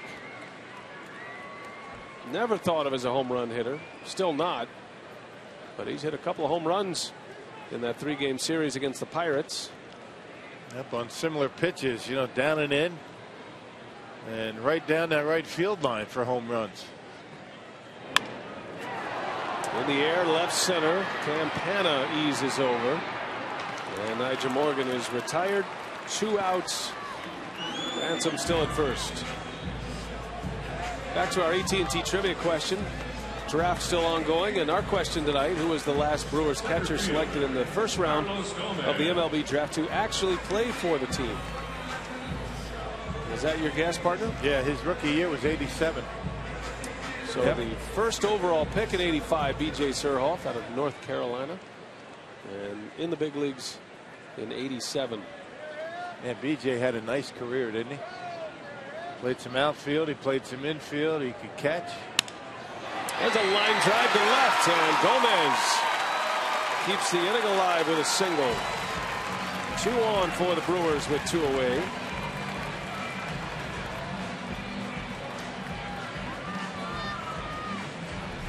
And Gomez not messing around early in the count. He got a breaking ball. Dempster's been starting a lot of Brewer hitters with a breaking ball. He's hung a couple, and this is why he's been giving up a couple of hits in this inning. And get another man on and bring Ryan Brown to the plate and make this thing interesting here. The right fielder, Norichka Aoki. Here's Aoki now. 0 for 2 against Dempster. Aoki now 1 for 4 against Dempster this year. Got a hit against him earlier this season.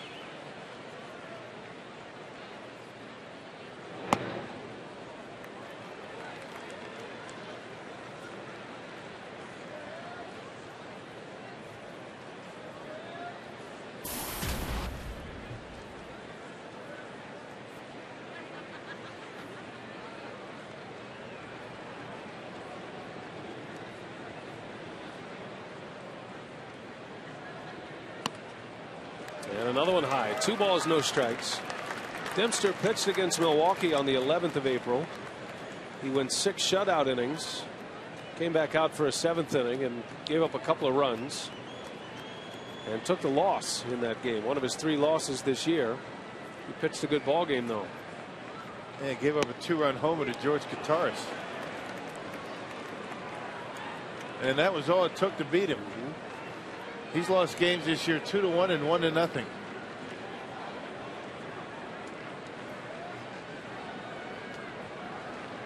He's coming off his worst start of the season against San Diego, where he didn't make it out of the 5th for the first time this year, and he's backing up with one of his best. A little flare in left field. Soriano was playing shallow, and he gallops his way in to make the catch to end the inning. Brewers get 2 hits but fail to score.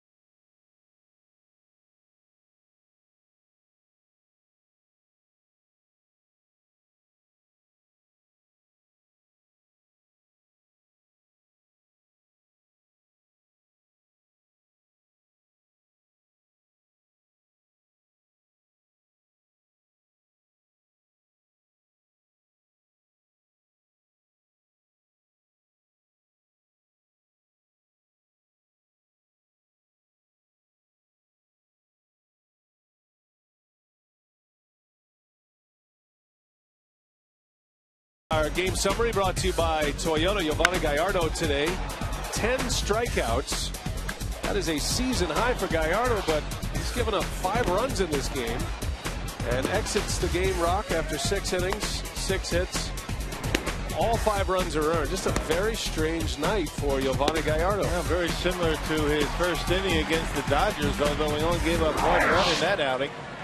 He walked 3, gave up a base hit against Los Angeles, so Back-to-back starts for Gallardo with a rough first inning, a 3-run first tonight. And he'll give the ball to Manny Parra to take over here in the 7th inning. Trying to keep the Cubs at 5. And Manny's been very good lately. His last handful of outings have been exceptionally good. Last pitched on Thursday against the Dodgers, so it's been a while for Manny Parra. He allowed an inherited runner to score in the 9th inning. But he came in with the bases loaded and 1 out.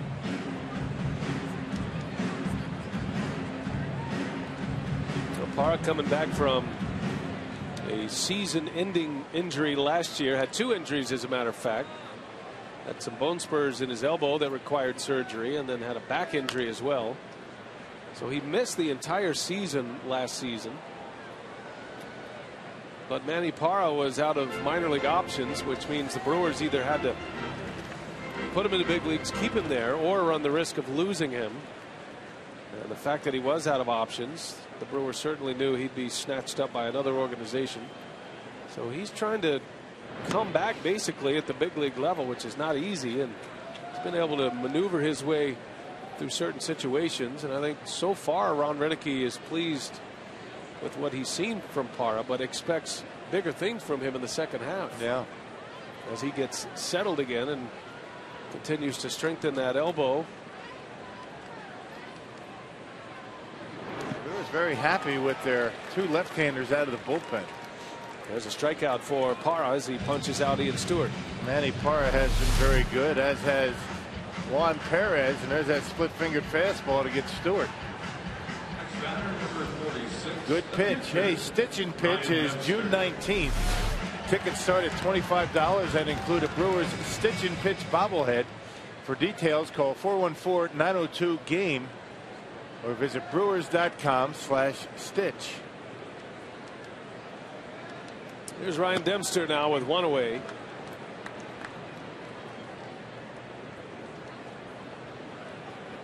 Dempster on the mound, just giving up his first 2 hits allowed in the bottom of the 6th inning. At 5 perfect innings tonight before Cody Ransom delivered the first hit for the Brewers. Gomez had a single as well.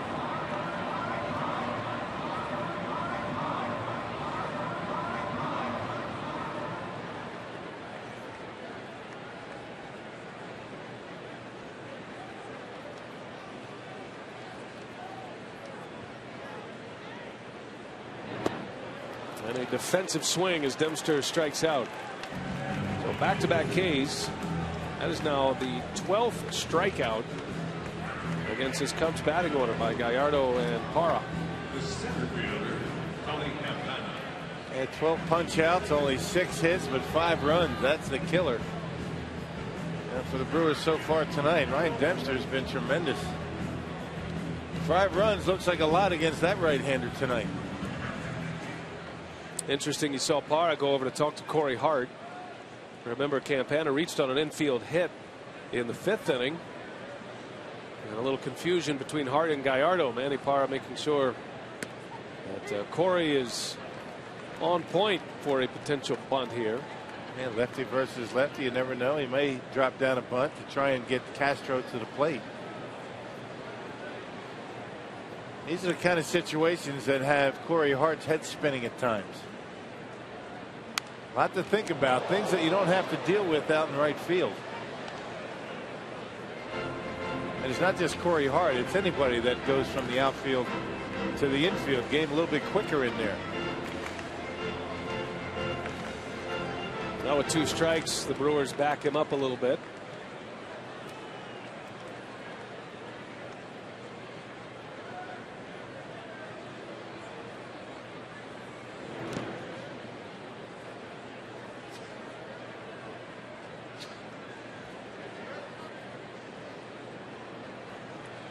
Parra has thrown 10 pitches here in this 7th inning, and only 2 have missed their mark. 1 ball, 2 strikes to Tony Campana. Scored the 5th Cubs run in the 5th inning. Came in on a safety squeeze bunt by DeJesus.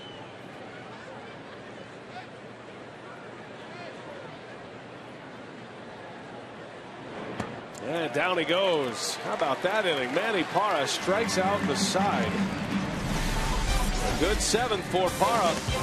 Cubs are stuck on 5. Now the Brewers trying to answer. Ryan Braun, he'll lead off when we come back.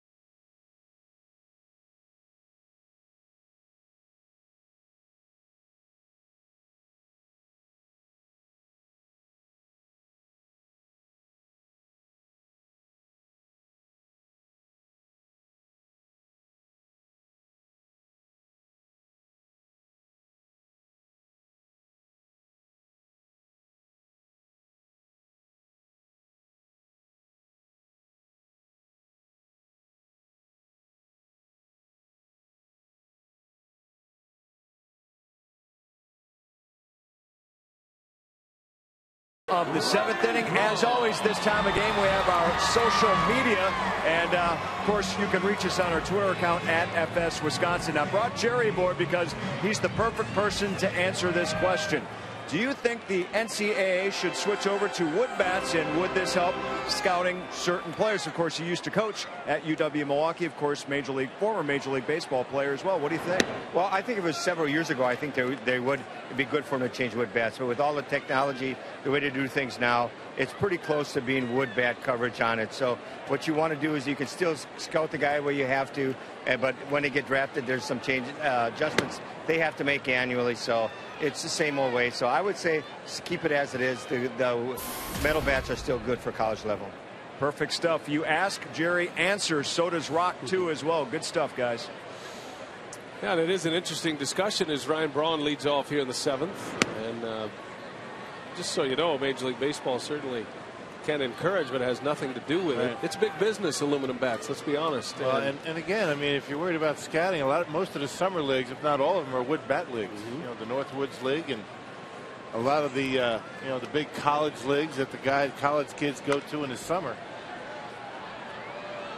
They play wood bat, I guess, to try and help scouts in evaluating talent and help college players that have the potential to go to professional baseball make that transition.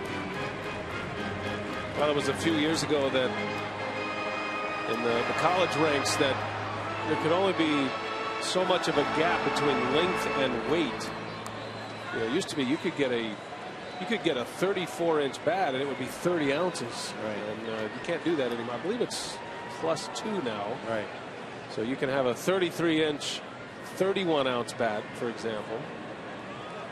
But that's really where the college game changed, and I think it does give you a better idea for scouting, and good for the aluminum bat companies recognizing it was more of a safety issue for pitchers than anything else. But the biggest difference between the aluminum bat and the wood bat obviously is that wood bats break, and you don't see a lot of inside pitching in the college game. As Braun rifles one down the left field line, that's got plenty of heat on it as it ends up at the wall, and that's going to be a double for Ryan Braun in the 7th inning. Good start for the Brewers, down 5-0. Yeah, that and the fact that the sweet spot on an aluminum bat is huge. You know, on a wood bat, you're talking maybe about 3 inches. On an aluminum bat, it's 5 maybe. But once again, a mistake by Ryan Dempster on a breaking ball, the slider, and Ryan Braun hammers it down the line. Ryan not running at 100%. Safe at second, safe and secure. New York Life, double number 9 for Braun. Still nursing a hip injury. Also has a little tightness in the Achilles. First real scoring threat for the Brewers. They have a man at second. Nobody out here in the 7th inning as Corey Hart takes a ball.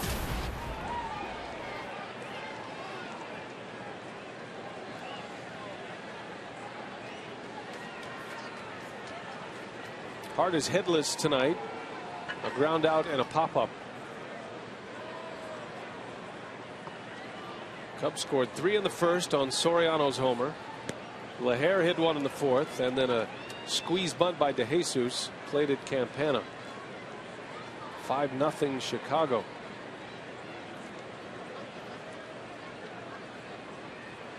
Cubs have lost 11 consecutive road games,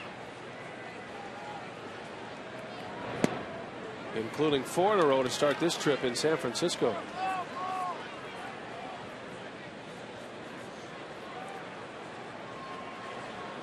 And overall, the Cubs have lost 16 of their last 19 games.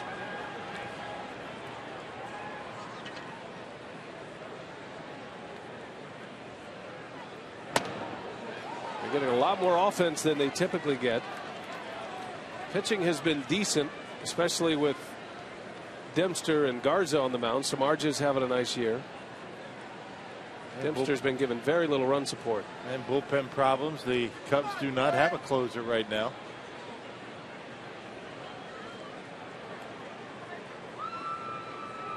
Closer by committee. 2-2 pitch, and it's down in the dirt. 3-2 to Hart.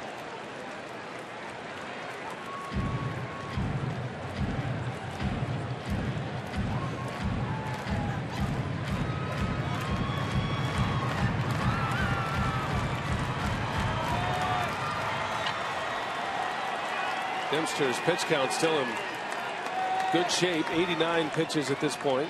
Pitching in the bottom of the 7th inning. And Hart breaks his bat. Backhanded Stewart. Nice play. Long throw is in time for the out. That one took a nice big hop for Ian Stewart. And Hart is retired. Well, take us to the night of Ryan Dempster. Rock, what have you seen from him? Good command early in the count, and he's been mixing it up a little bit. Fastballs early in the count in the first 3 innings, and then the second 3 innings have been sliders, and really until the Cody Ransom base hit, nothing really hit all that hard.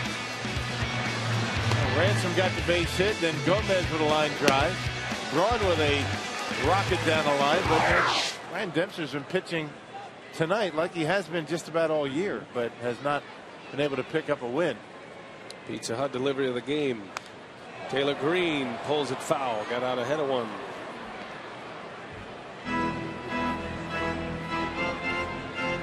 Dempster comes in with an ERA of 2.90.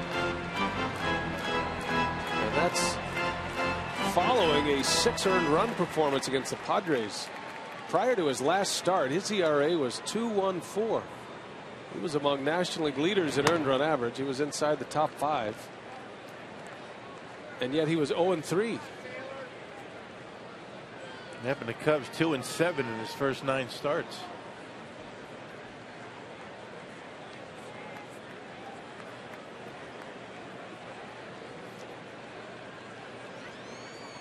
The 1-1 to Green. Another one in the dirt. There's still no activity in that Cubs bullpen, which tells you a little bit about what's been going on with that pen down there for Dale Swain. That and the fact that Dempster has a shutout going. Ordinarily in a situation like this, pitch count starting to creep up there for Dempster. You might see somebody up there just lightly tossing. Braun still at second. Green pulls it foul. And it's 2-2 on Taylor Green.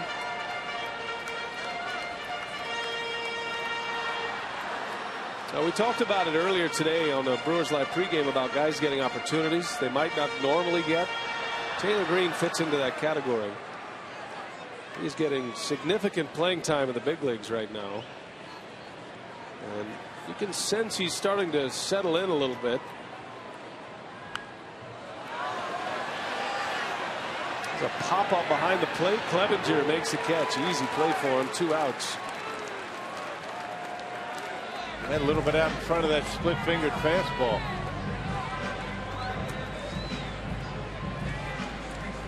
Second baseman, Ricky. So after the Braun double, Dempster is retired the last 2 hitters, and it's going to be Ricky Weeks now.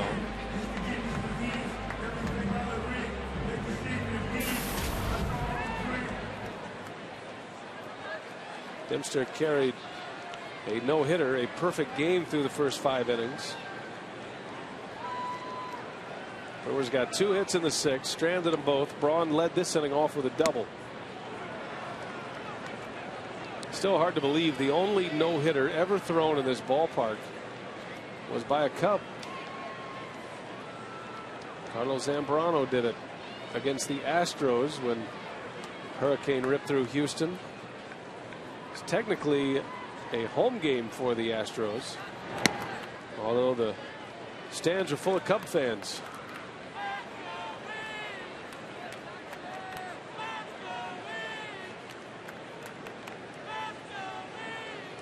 Not an easy ballpark to throw a no-hitter.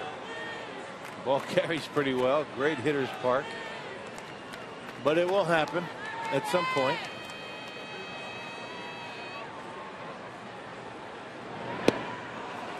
One and 2 the count. Right, how long did it take the Mets to get a no-hitter, right? Just a little over 8,000 games. Right. Padres are the only franchise remaining without a no-hitter after Johan Santana's no-hitter on Friday night for the Mets.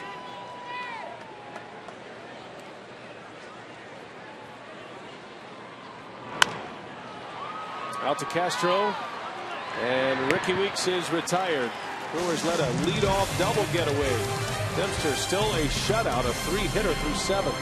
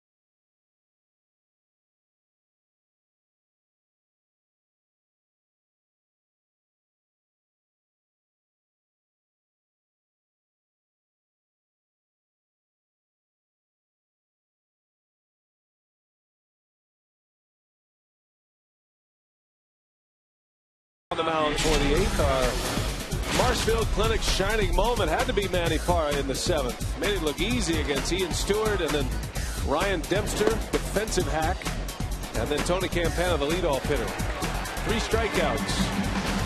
And you combine those 3 with Gallardo's 10, 13 overall Ks in this game against the Cubs, and yet the Cubs have a 5-0 lead as we go to the 8th. And Manny Parra with 29 strikeouts and just shy of 27 innings of work.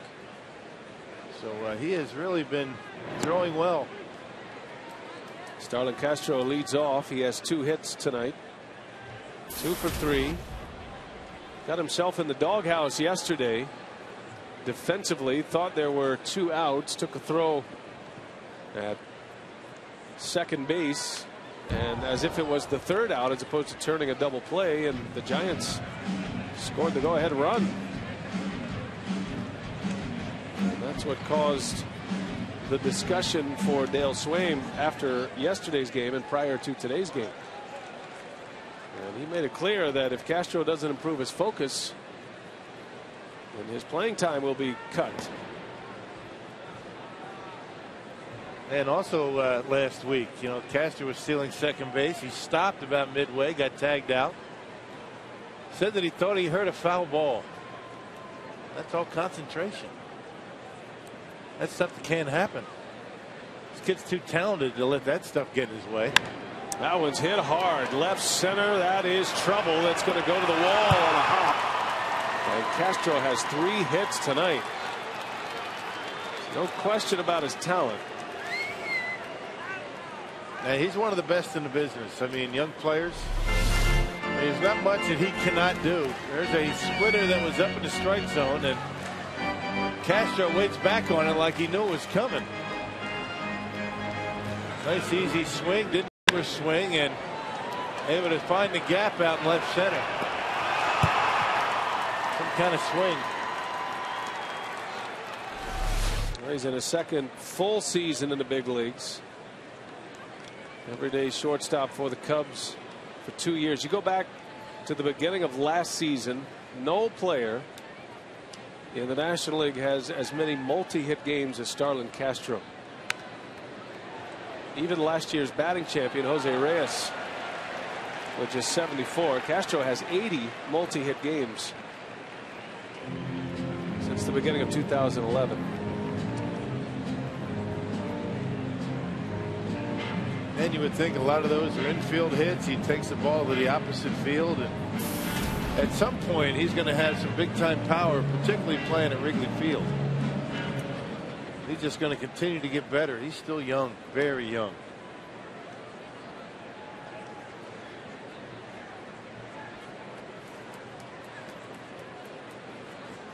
Castro a leadoff double. And Parra facing David DeJesus. 5-0. Brewers cannot afford to go down anymore. 5 runs is going to be tough to make up.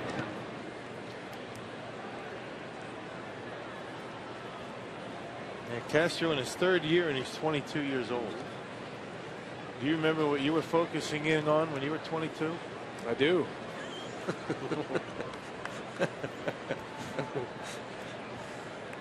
That was a good place, Rock. That is that's the toughest thing about this game of baseball. I mean, 162 games, including, then you add spring training, and for a young guy, that's a big adjustment. I don't think we need to know anymore. Little jab shot, and on a hop, throw to second, and this is just what we're talking about here. Castro gets the tag is on him for an out. I thought he avoided the tag. It was a late call by the third base umpire Barrett. Castro's out. I think Swaim thought he was missed as well. Yeah, but the tag was slapped, and is the third base umpire Lance Barrett, who is a fill-in umpire, going to go over and ask the other umpires in the crew. This is something you don't see very often. Now the crew chief here is Mike Everett. He is the man doing all the talking here.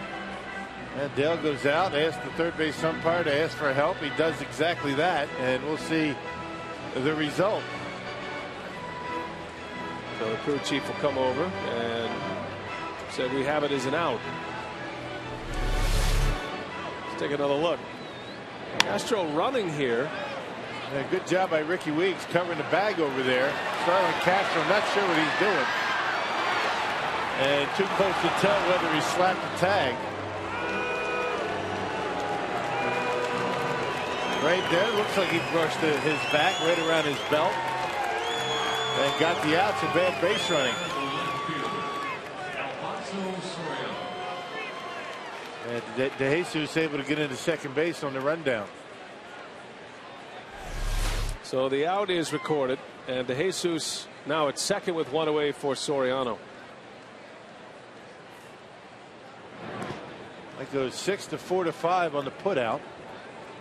And DeJesus with a fielder's choice, he gets to second base on the rundown. Now, is that a ball Castro should have froze on? Should he be? Absolutely. You don't run on a ball that's in front of you. Even if it's a grounder that way, there's no way Ransom's going to throw out to Jesus at first. Right. His only play, and it was good heads-up play, was to throw to Ricky to get Castro in the rundown. That's just bad base running.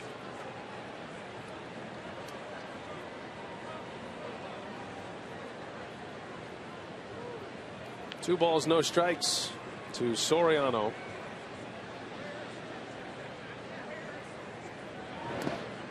That skips by Maldonado, and a wild pitch will deliver a runner to third base. Wild pitches come with the territory with Manny Parra. A couple of years ago, when he was a starting pitcher for the Brewers, he led the National League in wild pitches. And that's his fourth this year. That split finger fastball, as tough as it is to hit, it's also tough to catch sometimes. And the good one's down in the dirt. They're going to go ahead and walk Soriano here. They got a couple of left-handers coming up, LaHair and Clevenger. And maybe set up the double play. Gives us a chance to give you our Miller Lite What's on Tap. The Brewers continue this series tomorrow against the Cubs. Final game of the series, a matinee on Thursday. And then the Padres are here beginning Friday. First series against San Diego here at Miller Park.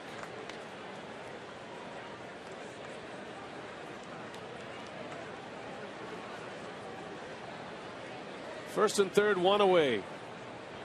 Brian LaHair, who has homered tonight, and a big swing and a miss.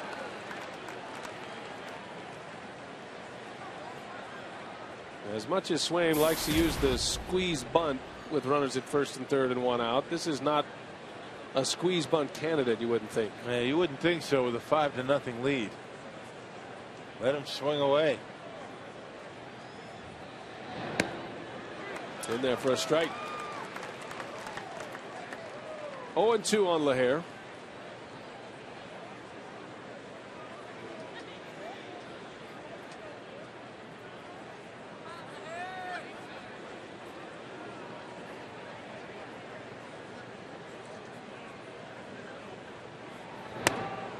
Almost hit him. Just trying to get him off the outside corner, straighten him up a little bit, and then you'll probably see Manny go back to the splitter down in the zone to see if he can get him to chase.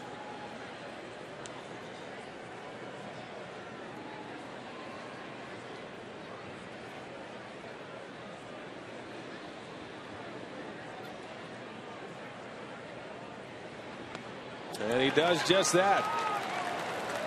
So LaHair strikes out as Manny Parra buries an off-speed pitch. Second out of the inning, a big one for Parra. Yep, fourth strikeout for Manny. There's the splitter, and a good job by Maldonado to smother it as it gets to the dirt. 2 outs now. First and third for Steve Clevenger, who is 0 for 3. Clevenger's been out with an oblique injury, just returned at the end of May. His first game behind the plate was May 30th for the Cubs. Giovanni Soto is on the disabled list. Might see him go out on a rehab assignment over the weekend while the Cubs are in Minnesota. Clevenger has made an impact on his manager.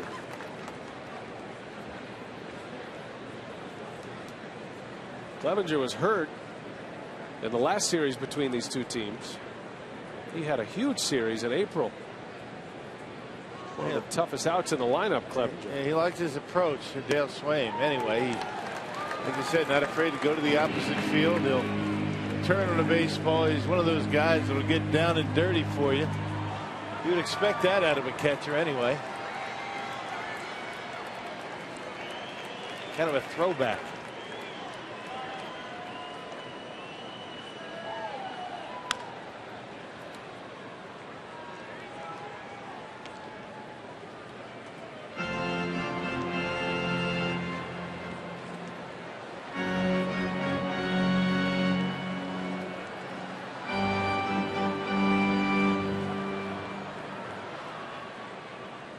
1 ball, 2 strikes on Clevenger. Parra trying to wiggle off a major hook here in the 8th inning. 1st and 3rd with 2 away. And a little soft line drive that'll fall, a base hit. A run is in. 6-0 Cubs. A 2-out RBI single by Clevenger. Yeah, that's the approach we were talking about with Clevenger. Just taking what the pitcher is going to give him. Looked like a slider from Parra that stayed up in the zone. And Clevenger just serves it out there in the center field, not over swinging, just trying to put the bat on the baseball. And Manny Parra pays for a breaking pitch up in the strike zone. And Manny Parra has faced his last hitter. Clevenger knocks him from the game. A run is in. To the bullpen goes Renicky. Tim Dillard will be next. We'll take a break.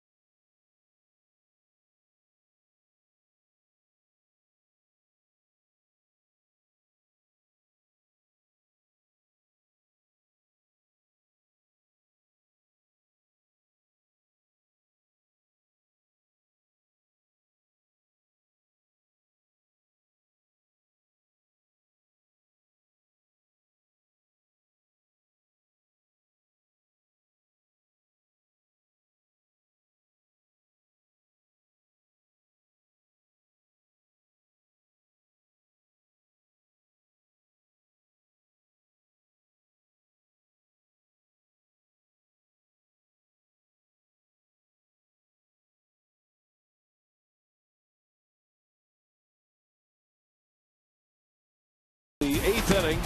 Giovanni Gallardo, very strange night tonight. He struck out a season high 10 but gave up 5 earned runs against the Cubs. Meanwhile, Ryan Dempster on his game. He's still in there. 7 shutout innings working on a 3-hitter. Had 5 perfect innings tonight. Starlin Castro with 3 hits, including a double. He scored a run. And the Cubs have a 6-0 lead here in the 8th.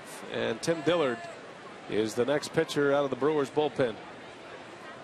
Well, they pitched on Friday against the Pittsburgh Pirates, gave up a couple of runs in 2 innings of work. And looking to nail this final out and probably pitch the 9th.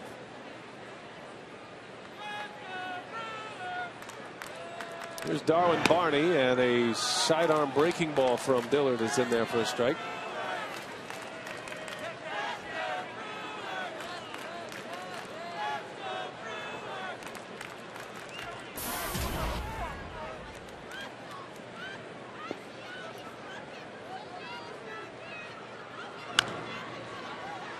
Bouncing ball foul.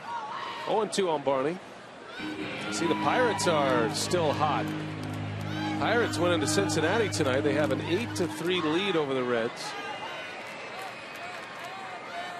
Pittsburgh becoming a factor in the National League. They are in 2nd place to start the day, and a win tonight by the Pirates would bring them within 2 games of the front-running Reds.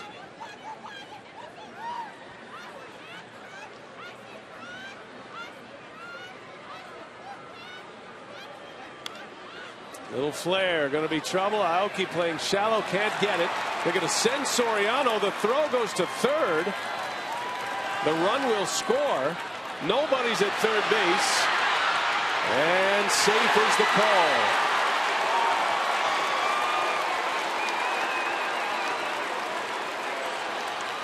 Aoki had an out at home plate.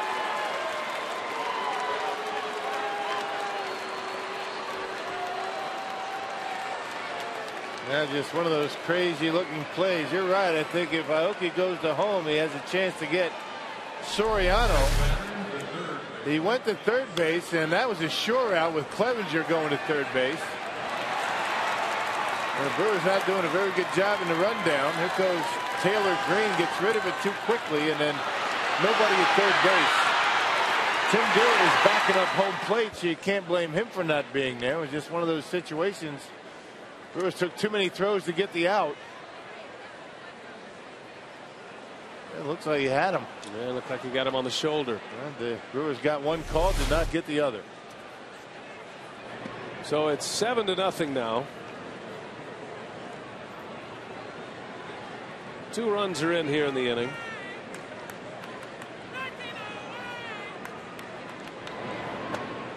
Stewart will be intentionally walked to face Ryan Dempster. Well, more frustration for the Brewers. This has been a tough year on the injury front. The Brewers have not played well. They've not executed for the most part. Had a good run in Los Angeles, and it looked like Milwaukee had finally put some stakes in the ground, ready to maybe get rolling a little bit. That has not been the case. In danger of dropping their 3rd game of the first 4 on this homestand. You can figure this one tonight. You run into a very hot pitcher, and it looked as though Cody Ransom was able to get Clevenger on the back of the shoulder, but wasn't seen by the third base umpire. Not much you can do when you run into a hot pitcher. Ryan Dempster's been throwing well all year. Nothing to show for it. Just one of those nights. Well, bases loaded, and Dale Swain feeling like 7 is enough. He's going to pull Dempster, go with Adrian Cardenas to pinch hit with the bases loaded. So Dempster is out. 7 shutout innings, just 3 hits.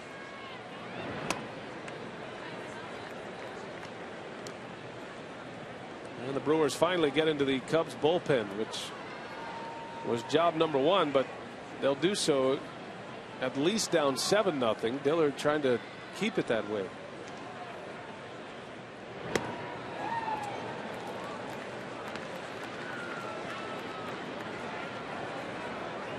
Casey Coleman, or check it, Sean Camp will be next out of the bullpen for the Cubs.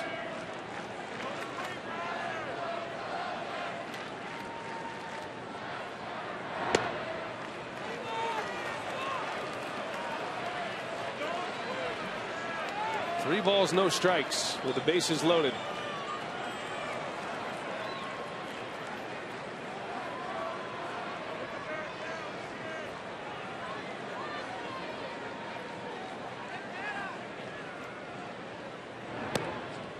And it's ball 4.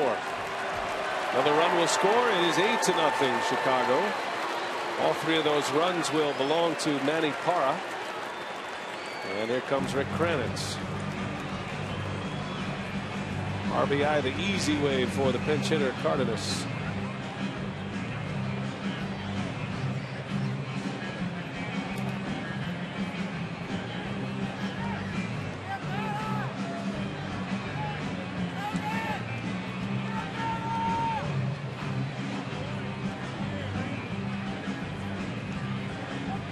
Back to the top of the order now, Tony Campana.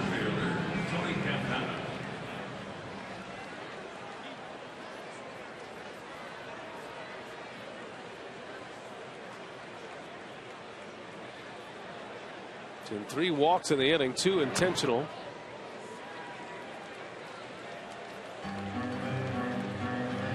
Parra will finish with an inning and 2/3. 3 runs, all earned.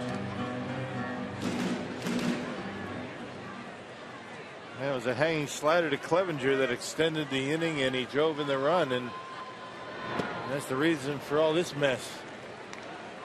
A good at bat, 1 bad pitch by Manny, and they hang 3 earned runs on him. It seemed like he pitched better than that. Cubs have made him count tonight. They've only stranded 2 in this game, scoring 8 runs on 9 hits.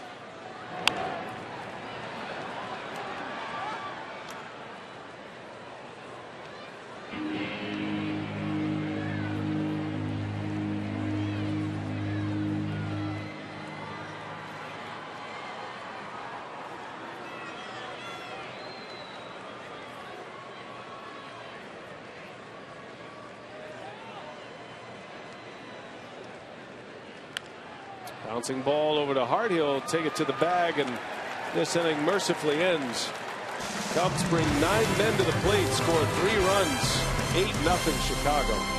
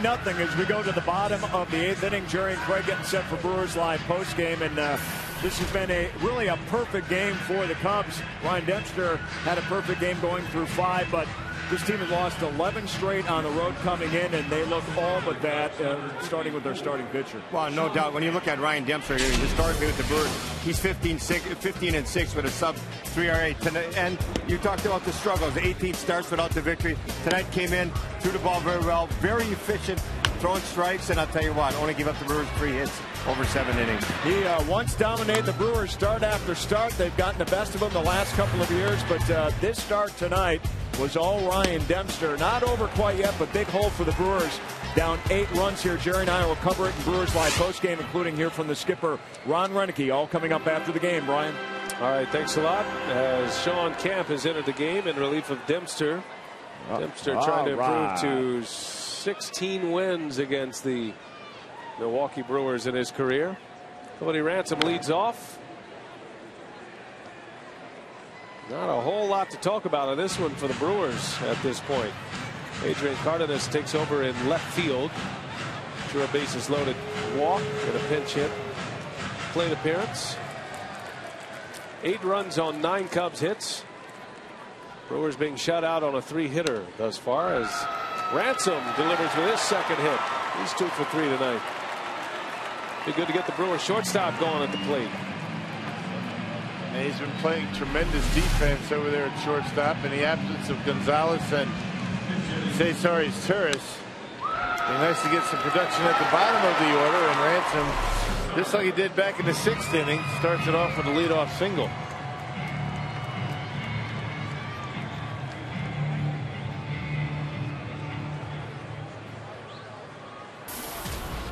George Gutares will pinch hit for the Brewers. Playing the bottom of the 8th at Miller Park. First of a 3-game series against the Cubs. There are some finals in the National League. The Braves hammer the Marlins tonight. 11-0 was the final score. Anibal Sanchez gave it up in a big way tonight. Tim Hudson picked up the win. A couple of homers from Dan Uggla. Tapper, that is foul by Gutares. Now, we've been talking about Ryan Dempster and his tough luck season. The other guy in the National League is Cliff Lee, who will remain winless. Dodgers beat the Phillies tonight 2-1. Cliff Lee now 0-3 with a 2.92 ERA. Yeah. And Phillies really having a tough time scoring runs. Still waiting for Chase Utley and Ryan Howard to come back. Although Ryan Dempster a little bit more quiet about his struggles than Cliff Lee. Yeah, Lee not happy. He's been pretty vocal about it on the mound, frustrated on the mound. The great pitching staff of the Phillies, and they slip under 500 now at 28-29. Kotaras squirts one down the line. That's a fair ball. Cody Ransom into third base. George with a double. So back-to-back hits for the Brewers in this 8th inning. Yeah, Brewers getting something going against Sean Kemp, who has been throwing the baseball extremely well. He's led only 5 runs in his last 25 innings of work. That covers 24 relief appearances, and George Kotar is able to go right with one right down the left field line. Still not running all that well, but able to get into second base. George has been experiencing cramping in his hamstring, and he's being very protective of it. So a pinch hit double for Kotaras. George said he's getting better and better every day. He feels good about adding to his playing time in the coming days, as Brooks Conrad will pinch hit now for Tim Dillard.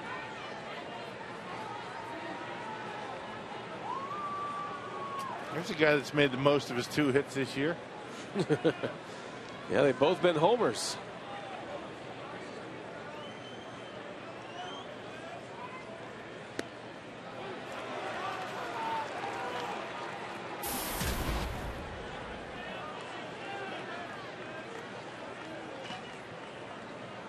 Conrad, after a couple of years with the Atlanta Braves, first year with the Brewers, started 0 for 27 at the plate this season before he finally homered on Saturday night. 0-2 the count, 2nd and 3rd with nobody out, and a swing and a miss. Conrad a strikeout victim, first out for Kemp.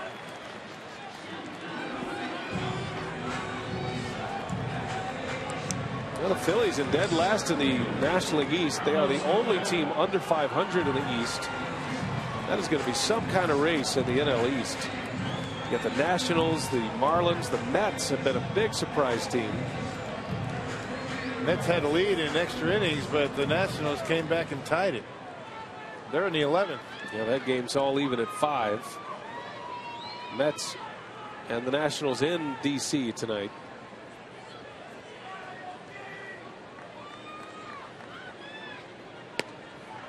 Dodgers still lead the West, despite the Giants winning 4 in a row, all against the Cubs.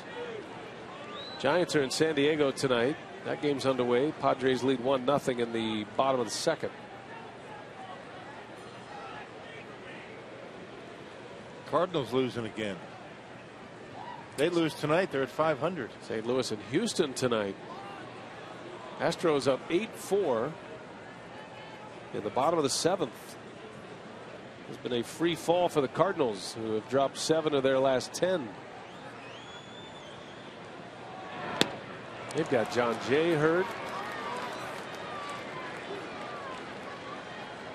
Been dealing with injuries to Lance Berkman. And Berkman's out. He's got knee surgery. Lance Berkman. He's going to be out 6 to 8 weeks.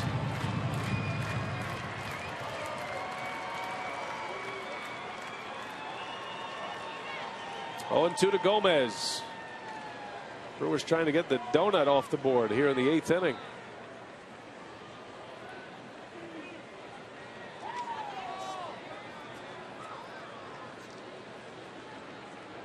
And the Cubs are willing to give up a run. Got the infield back, just ground ball, score a run. There's a start anyway.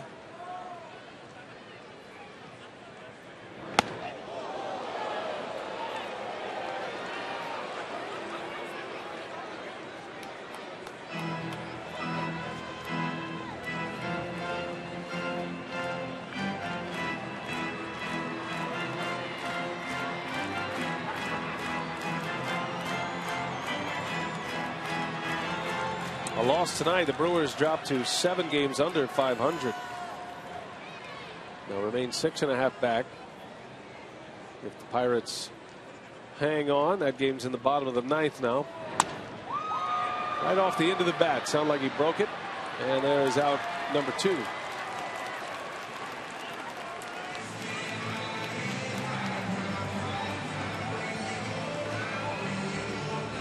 Two outs for Aoki. Still runners at second and third.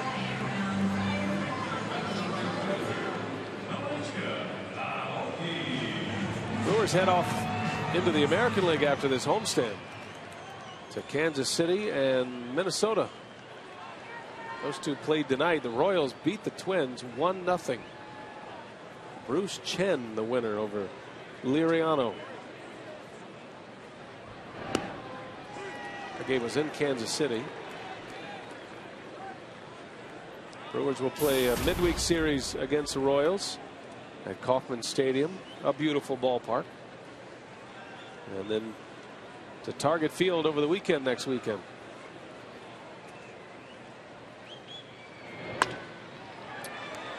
Well, this is going to end the inning. The Brewers get second and third with nobody out. Cannot score. 8-0 Cubs.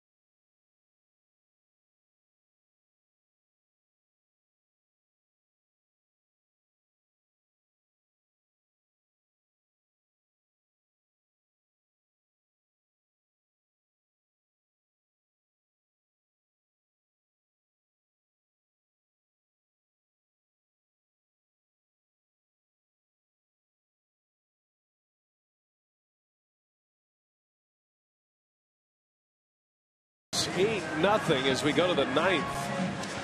And Brooks Conrad will stay in the game. He'll play first base. Sending Corey Hart back out to the outfield and right. And George Gutierrez stays in after his pinch hit double. He'll catch this 9th inning. And Juan Perez is the new pitcher. So Perez making his 8th appearance of the season. The ERA of 3.60. He's done a nice job out of the bullpen. Most of the runs he gave up came early. He was just getting his feet on the ground in his return to the big leagues. He's shown some good stuff. He's earning a little more confidence with his manager, that's for sure. And I think Renicky wants to see how he'll do against the middle of this Cubs batting order. He'll start with Castro, then David DeJesus and Alfonso Soriano as we play in the 9th. Ryan Dempster in line for the win. Gallardo on the hook for the loss. Gallardo went 6 tonight, gave up 5 earned runs. Struck out a season high 10. The home run ball got Gallardo tonight. Soriano hit a 3-run homer in the first. Ryan LaHare a solo shot in the 4th. There's a liner right to Weeks for the out. Even his outs are hit hard. Castro had a 3-hit game. It was 3 for 4. Now 3 for 5 he finishes. Hitting some rockets all over the field here tonight. Yep, line to line, and that's the kind of hitter he is. Hits it where it's pitched.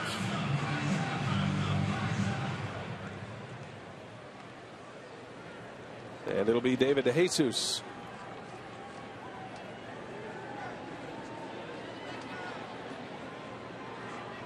Got a few day games remaining on this homestand. Check your grilling schedule. Got a day game Thursday, a 1 o'clock start. 1:10 officially. Saturday is a 3:10 first pitch. And then Sunday back at 1:10. And then an off day Monday. There's some prime time on the water for you, huh? Yeah. I got yesterday's off day. Boy, they were jumping in the boat yesterday. A couple of 2.5 pounders.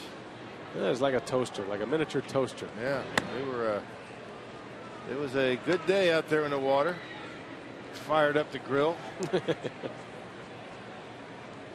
May do much of the same on Thursday. You don't mind if we join you? Me and the crew.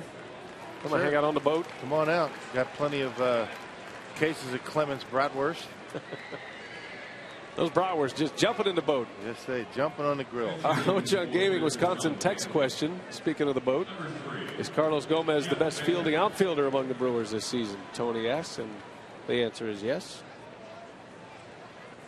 Why, yes, he is, Tony. Well, he certainly got the most range of any of the outfielders. I think that you would ask Ron Renicky who you feel most comfortable with in center field, it would be Carlos Gomez. Renicky, a former big league outfielder.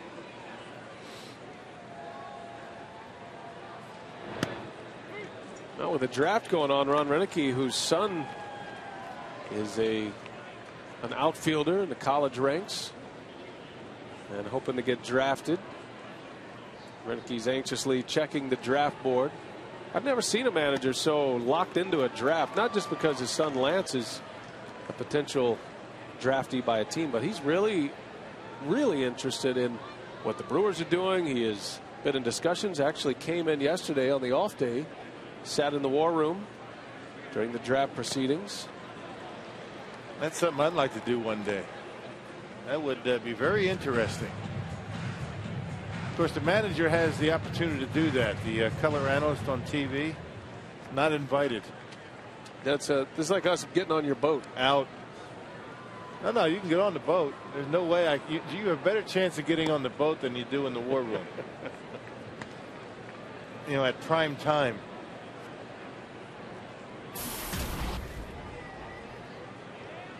Well, let's hope Ron's son Lance does get drafted. Be a good moment for him.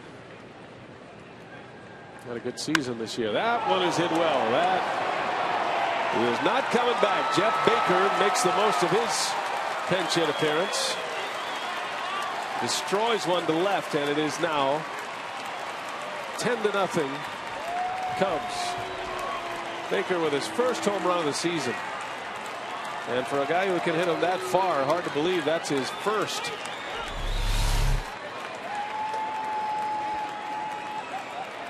Yep, pitch down and in. You know, that slider, and Baker able to get a pretty good whack at it. You see Baker quite a bit against left-handed pitching.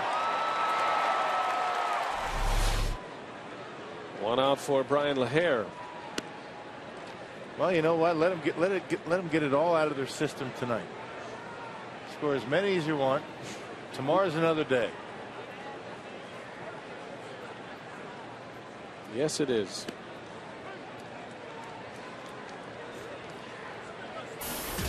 It's a good thing about baseball. Yeah. You have to have short memories, and you don't have to sit on it for a while. Cubs haven't scored this many runs since the 28th of May when they beat the Padres. 10 runs, 10 hits for the Cubs, but they've struck out 14 times tonight. That's a line you don't see very much.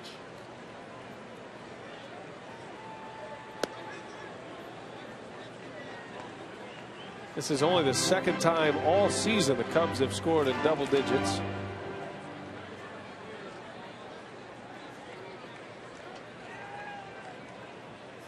On a night to forget at Miller Park. Ricky Weeks for out number 2.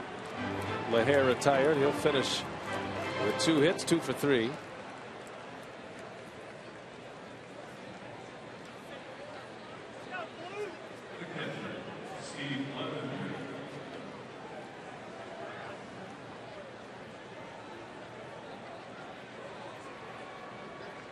So 2 gone, and Steve Clevenger now, who's 1 for 4.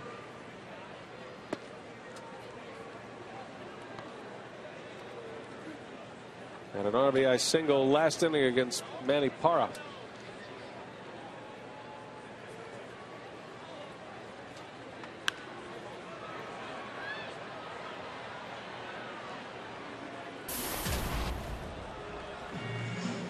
Zach Greinke tomorrow.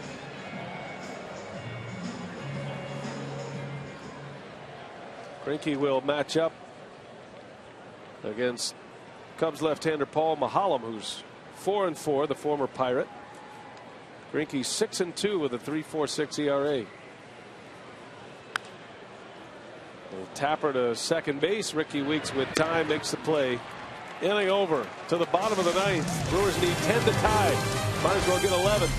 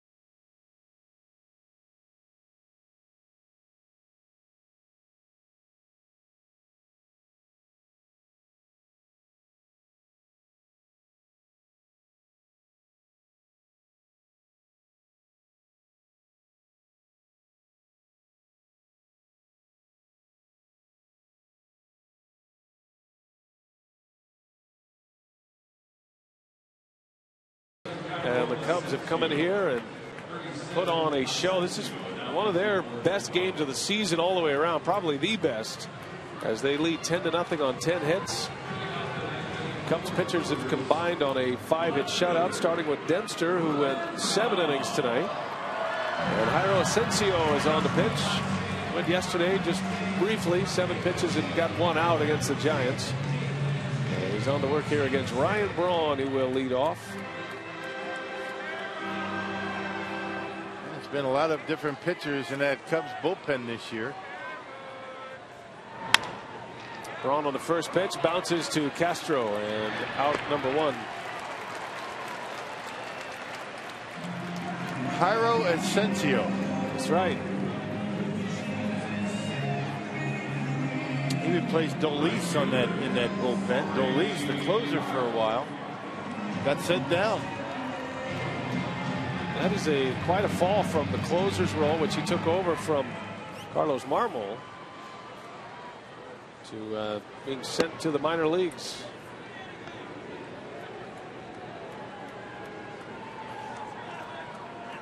All bets are off for the Cubs this year. Everybody's checking that lineup card when they get to the ballpark. Right. Dale Swaim has free reign to do what he wants when he wants. And they're searching for who's going to be part of their group moving forward. Rafael Dolis now pitching in AAA.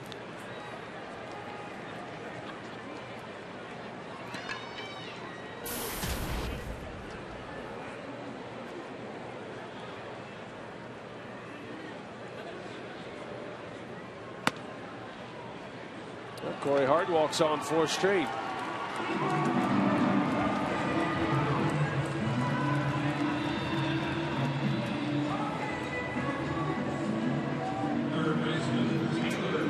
And here comes Taylor Green.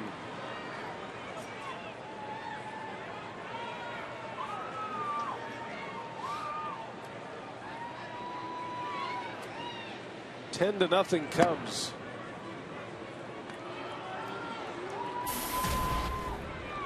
Bruins will send up Greinke tomorrow, and then Randy Wolf on Thursday. Sean Markham gets the opener of the Padres series Friday night. Green breaks his bat. Oh, what a diving stop. Barney's going to have an out at second, and it'll be a force play, robbing Green of a base hit. Not much Corey Hart could do about that one. No. It kind of caught in no man's land. He had to freeze because it was a line drive. He thought it was caught. He goes back to first, and then it came out, and there's no real chance of doing anything there if you're Hart. Unfortunate for Taylor Green. Might have been a base hit. A good effort by Darwin Barney, but couldn't hold on. He got the force at second. You know who we need to thank tonight before we finish this game? Rosemary Frimming. The candy apples before the game. Hooking us up royal. They work good. We sent a bunch down to the truck. Not sure if they made it that far. But thanks, Rosemary, for taking care of us. Up here in the booth anyway. The wife of legendary umpire Bruce Frimming. Thank goodness for Rosemary, right? Right, boy. I bet she's got some stories. Bruce not partaking in the candy apples anymore. He's on a diet. That's why we got him. Right. Now I think Rosemary had him in mind for us the whole time. You're probably right. This should do it. Well, the Cubs come in and snap their 11-game road losing streak with a very impressive 10-0 victory. Ryan Dempster, his first win since August 16th of 2011. That snaps a streak of 18 consecutive starts without a victory. 10-0 the Cubs win. Dempster over Gallardo. And we check in with Craig Kashawn. Still a lot coming up on Brewers Live. What do you have, Craig? Well, we're going to check in on the Brewers. Of course, not healthy to start this game as Aramis Ramirez did not play. And we're also going to hear from the skipper, Ron Renneke, as well. The Cubs handle the Brewers here in Game 1. We're coming right back to Brewers Live.